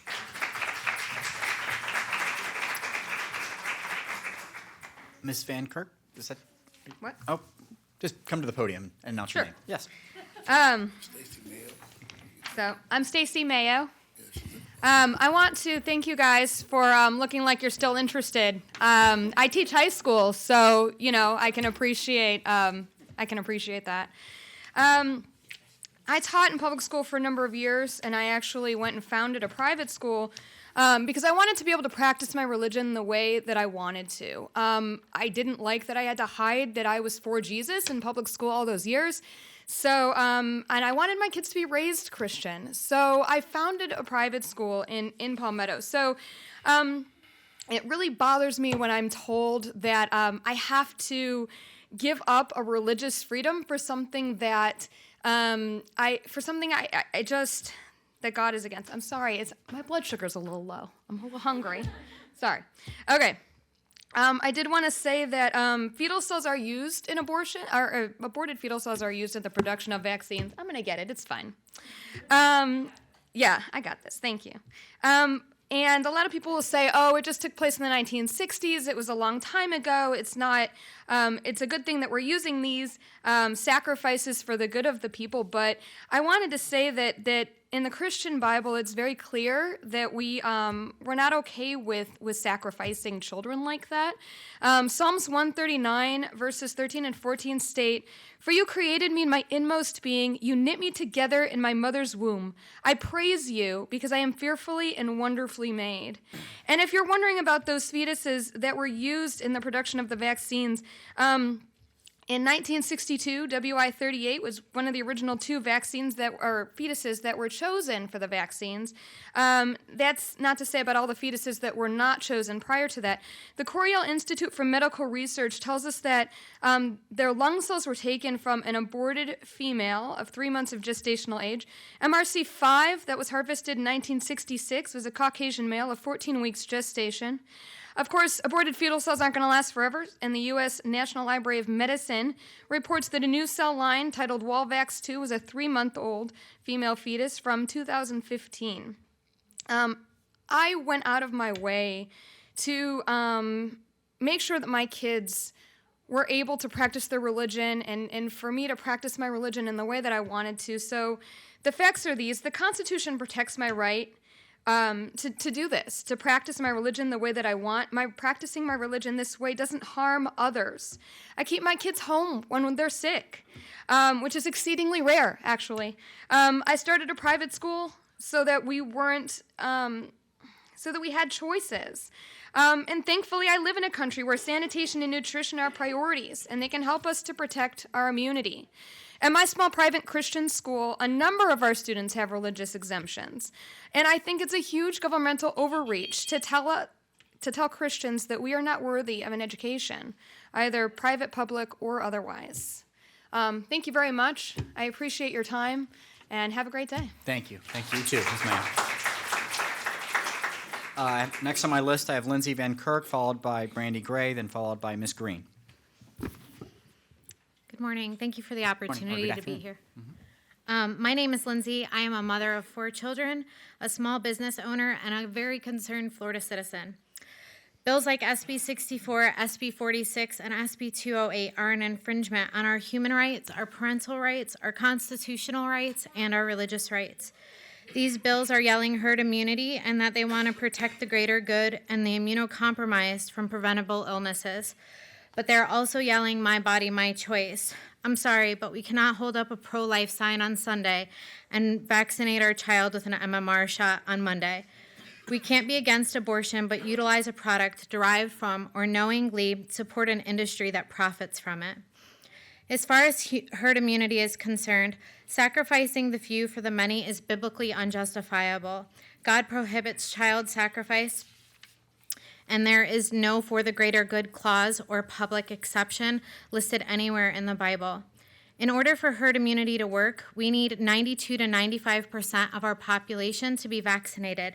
However, approximately 12% of the vaccinated people would have an immune response and therefore be susceptible to illness. So even if 100% of the population were to be vaccinated, you still don't have herd immunity. Aborted babies are being used every day to create new cell lines for more vaccines.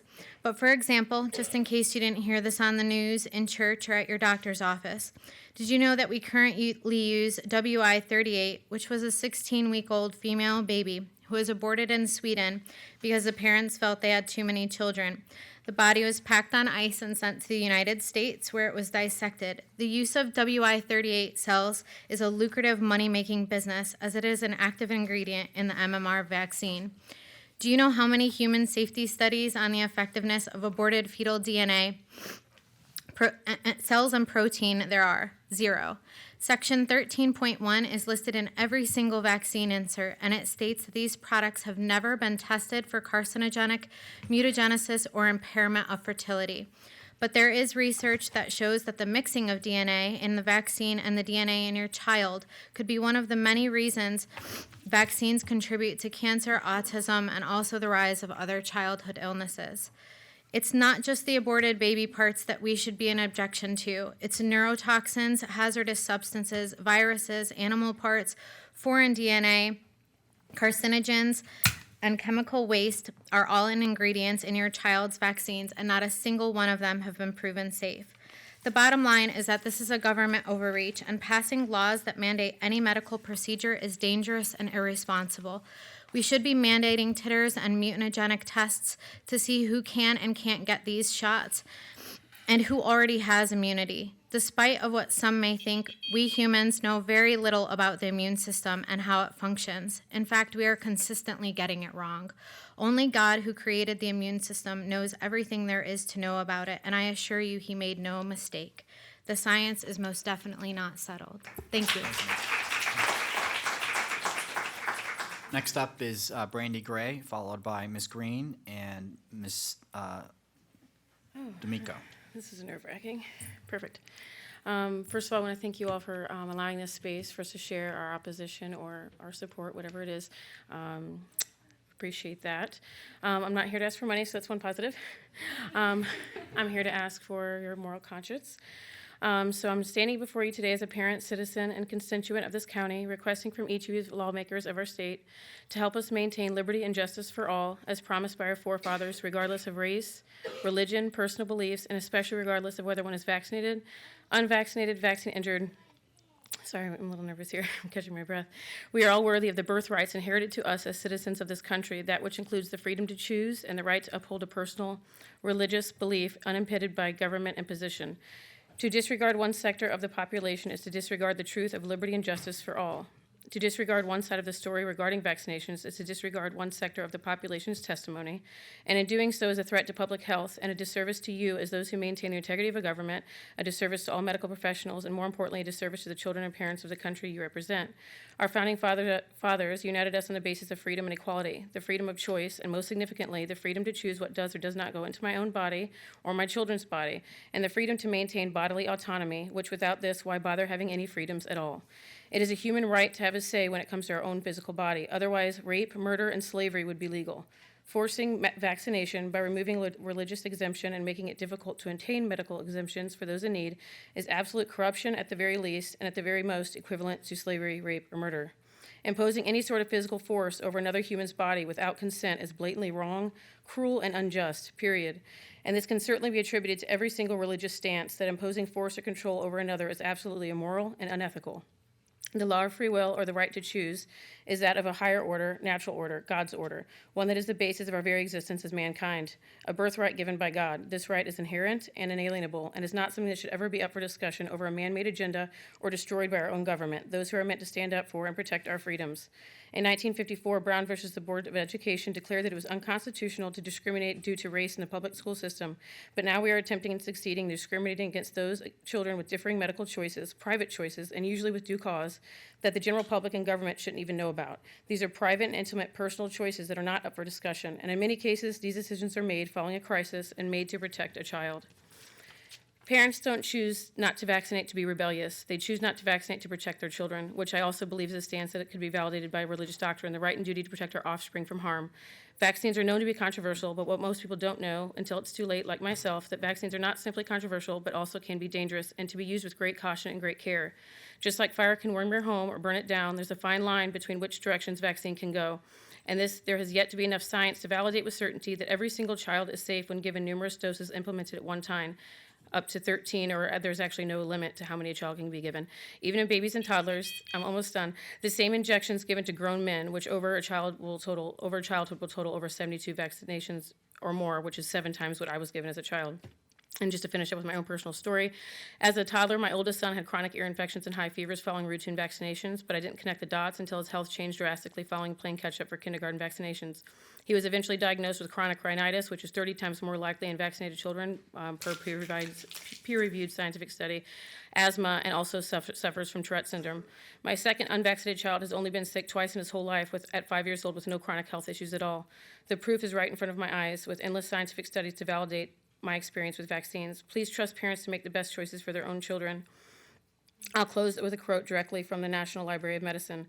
The possibility that vaccine benefits may have been overrated and the risk of potential adverse effects underestimated has not been rigorously evaluated in the medical or scientific community. Thank you so much. Thank you. Thank you. Ms. Green, you're up next, followed by Ms. D'Amico, this Ms. Demise, and then Ms. Lee. Hello. Good morning. Good morning, Arga. Good. How are you? Good. So hello again. I'm responding to the bill requiring mandatory vaccination and an end to religious exemption. While religious and medical freedom are important values for me, what I'd like to focus on today is the lack of scientific rigor in the study of vaccination prior to and after commercialization. As for my history and background, I have 2 master's degrees in behavioral science and organizational leadership and have extensive research training, education, and experience, including the completion of an original thesis and multiple papers and presentations over my years in academia and career. What's missing from vaccination studies? Lack of experimental control, as there are no control groups in the scientific studies completed thus far. The controls that have been used include comparing one vaccination to another or the previous version of a vaccination. We have not looked at vaccinated versus unvaccinated groups of children or adults. Lack of longitudinal designs to demonstrate any long-term or chronic issues as a result of vaccination. lack of investigation into the combination and timing of vaccinations with a control group, again, which we have not done. Lack of informed consent regarding possible harmful and adverse side effects of vaccination, which are reported in the scientific literature but not communicated to parents and often ignored by physicians. Even more concerning, many independent studies have shown a statistically significant relationship between vaccinations and illness, disease, and even death. For these reasons and more, which requires a longer conversation, and thankfully we've had previous speakers to touch on those, I do not support mandatory vaccination unless or until we have done our due diligence in the medical, scientific, and governmental communities to ensure the benefit of vaccination outweighs potential harm for all children, as many lives have been altered or ended, and the loss of one child due to the lack of scientific rigor is one too many. Great, thank you.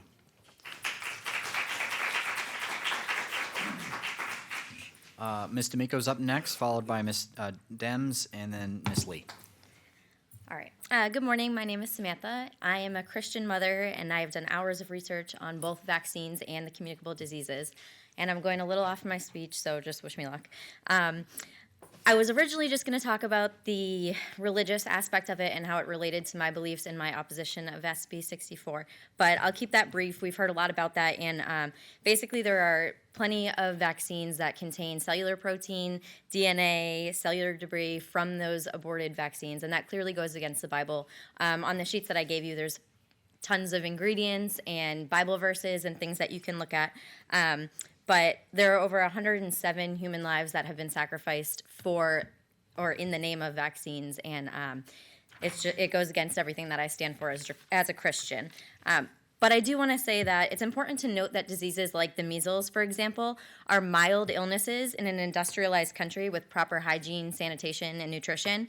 And there's been one death in the last 20 years, which has actually been proven to have other issues going on from the measles in the United States, despite all the outbreaks that we're seeing in the media.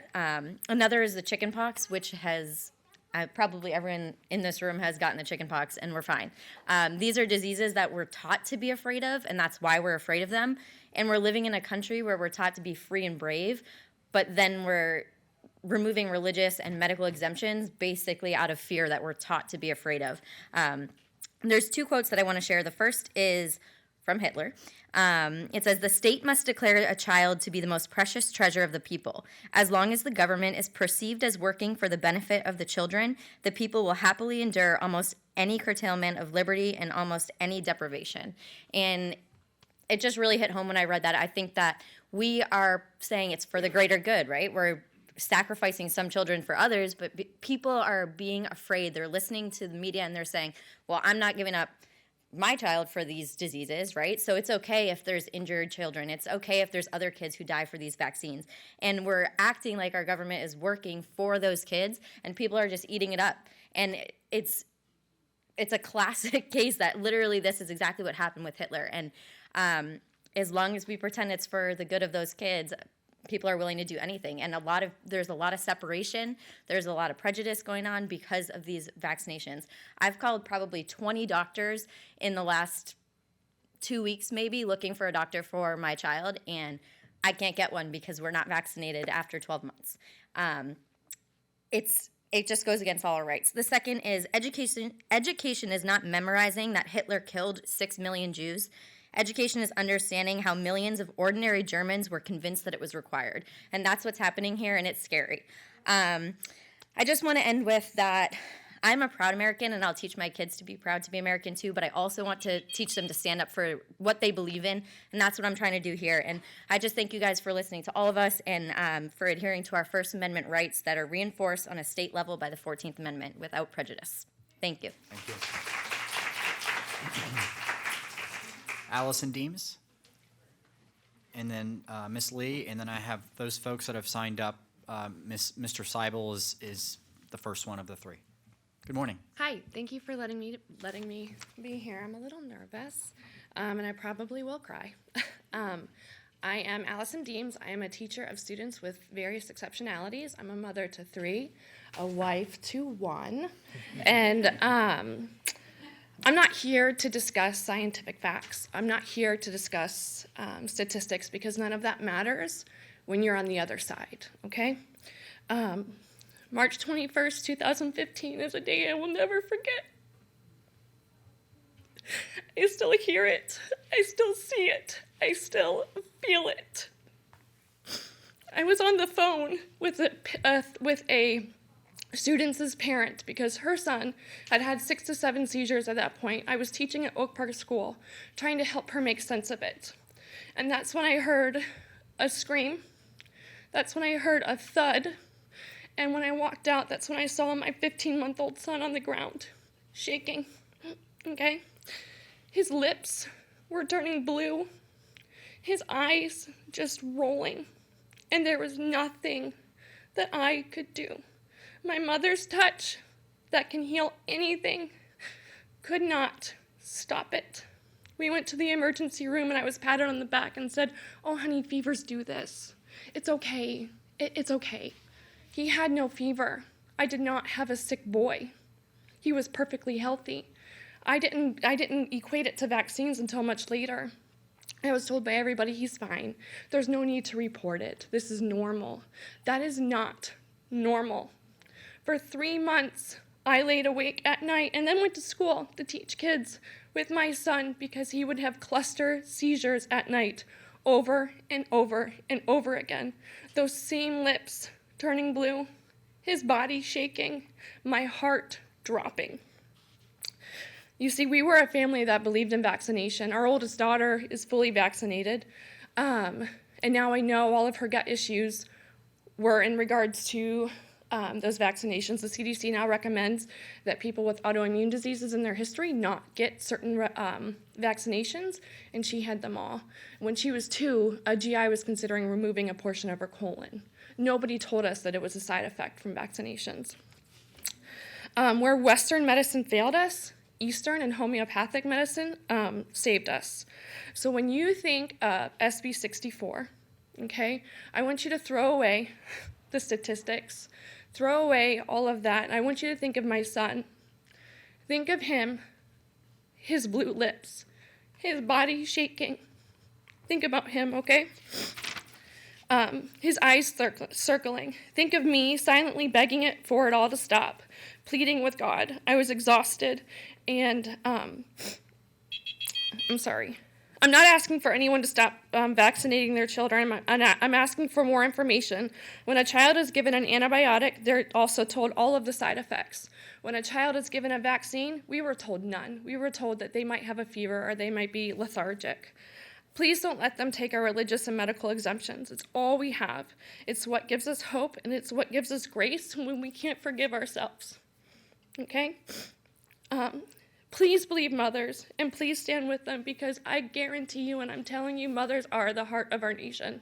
And without that heart, we are nothing. Thank you for your time, and thank you for listening. Thank you for your courage. Thank you. Oh, and this is a picture of my son during his second EEG. Miss Lee, you're up next.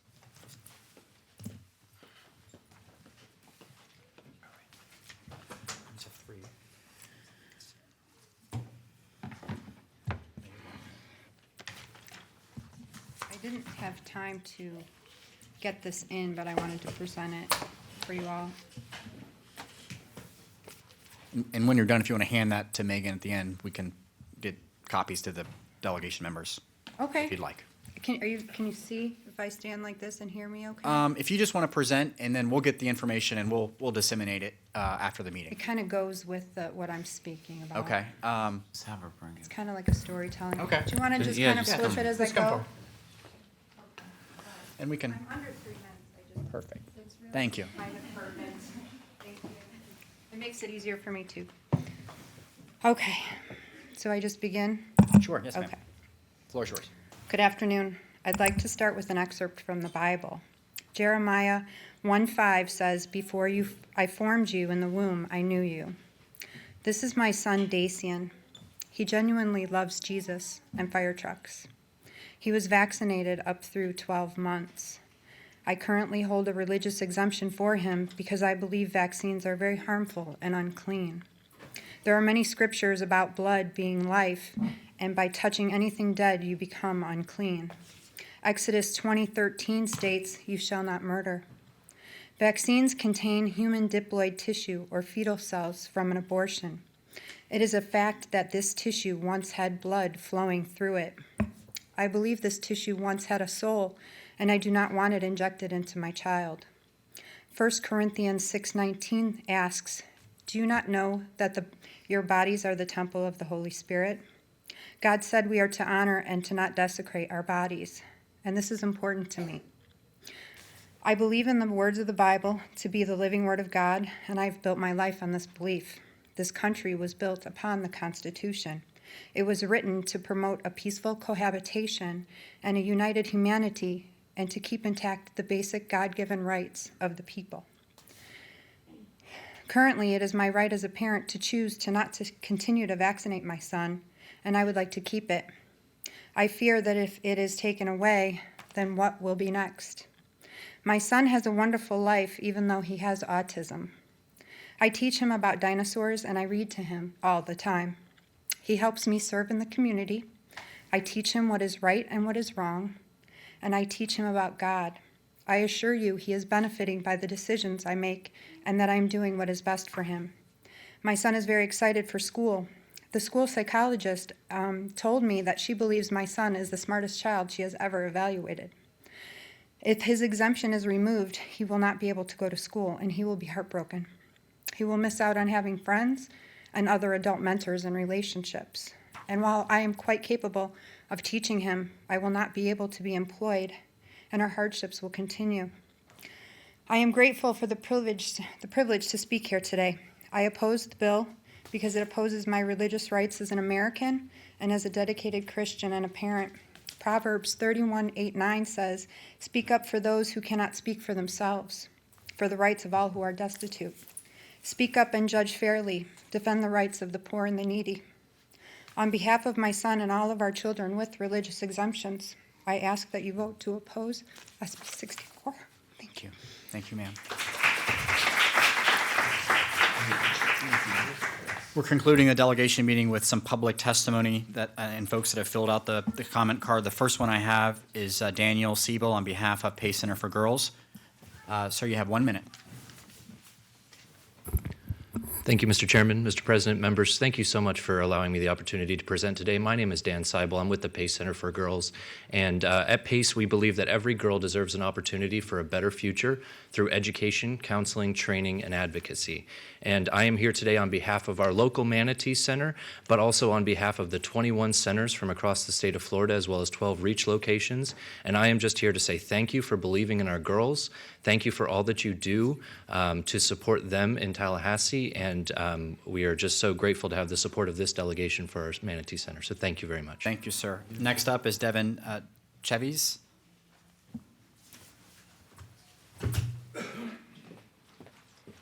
Good afternoon. Good It's Devin afternoon. Cheeves. My name is Devin Cheeves, and I am a proud native of Manatee County. I'm also a proud Christian, and I come before you advocating on behalf of criminal justice reform with the Florida Campaign for Criminal Justice Reform. And since I have a minute, I won't take too much of your time, but I do want to bring to your attention that there has been bills that have been proposed or in the works of being proposed. Senate Bill 394 and House Bill 189 around reforming the 85% requirement to allow for gain time to be used for early release. We believe that to incentivize good behavior in education is a way to reduce recidivism rates, and also over the next 5 years, if we do successfully reduce that requirement, we could save as much as $860 million over the next 5 years that could be reinvested in community programs and alternative programs as well. And so just asking for you to listen to your constituents on behalf of criminal justice reform. We've already passed the Florida First Step Act this past legislative session, and so let's continue to take further steps for criminal justice reform. Thank you, ma'am. The last public comment card I have is Rusty Chinnis. I don't believe I see Rusty here anymore. Thank you. Before you head up, sir, can I have a motion from the delegation to extend our delegation meeting by 5 minutes? So moved. And a second. All in favor of the motion, please signify by saying aye. Aye. Anyone opposed? Thank you. Thank you, sir. Okay. Thank you for the opportunity to speak to the delegation. I'm speaking here today as a citizen. I've been members of organizations including Sister Keys Conservancy, Sarasota Baywatch, START, a number of ones over the years. And my main concern here, my reason to talk to you is just about the issues of water quality. I want to congratulate you for what you've done as the legislator, and particularly I think I need to shout out to you, Robinson, for your work. A lot of times these hard decisions, because you have to look at what's right in front of you, and you have to look at people that have these economic decisions. But really, you need to, I believe, take a moment to take the long view on these things, because it's the future citizens, these children that are sitting out in the audience, these mothers who have these children, these are the ones who are going to be the future of Manatee County, the future of this country. And the decisions we make today will very much influence their future. So when it comes to quality of our environment, I think that's foundational and fundamental to everything I've heard talked about today. And lastly, I just want to say I'm glad I had the opportunity to stay here for the length of time that I have to get a really appreciation for what you guys do every day. Thank you so much. Thank you, sir. We've concluded the agenda portion of our meeting. Any delegation members have any final comments? I do. I don't know if you... Representative? I might have missed your comments for the president. Are you doing that now? We're doing it now. Oh. Yeah. Whatever. The floor is yours. Oh, you're doing it now? Yes. Yeah, we've already done it. I'm sorry. We've already done it. That's what I was saying. Yeah, Yeah. 'cause I arrived late. I didn't want to.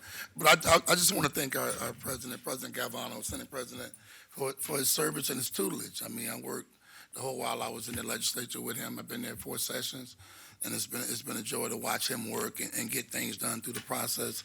It's a tedious process, but if you listen, you can get a master's degree in knowledge of people that went before you and just doing the heavy lifting. I often say that if something looks really easy, then that person is a professional. But more times than not, it's challenging because we have a lot of challenges throughout the state that people sometimes don't know. So when we explain stuff to you, we're not being condescending. We're just showing you the breadth of what it takes. I've been at governance for 12 years, 8 years on the council in St. Pete and 4 years in the legislature. So we know full well of all of the challenges that we have throughout the state from all 21 million constituents. And I just want to thank the president for his work and his tutelage, and I look forward to walking over and talking to you in the governor's mansion. Representative Gregory? Had to put that out there. Galvano? No, just, again, thank you all. I really appreciate it. And thank you all for participating today. Someone said, you know, that's the essence of freedom in America, that you could come here and talk to your elected officials, whether you like us or not, and tell us what you think. And that's a wonderful thing. And none of what you say falls on deaf ears. Exactly. I'm proud to be an American. Thank you so much for coming and waiting for a long time to have your voices heard. Thank you so much for coming in front of us. Thank you to my staff for all your hard work, and Megan and Paula, and getting all the binders organized. Thank you to Manatee County government for allowing us, as President Galvano said, we're your lessee today. So thank you for allowing us to use your chambers, and thank you to all the public out there. We have a lot of great work, a lot of great ideas that came in front of us. It was a listening session today. I think a lot of great things were presented in front of us, and we look forward to a very productive 2020 session. And with that, any further business? I see none. We are adjourned. Thank you.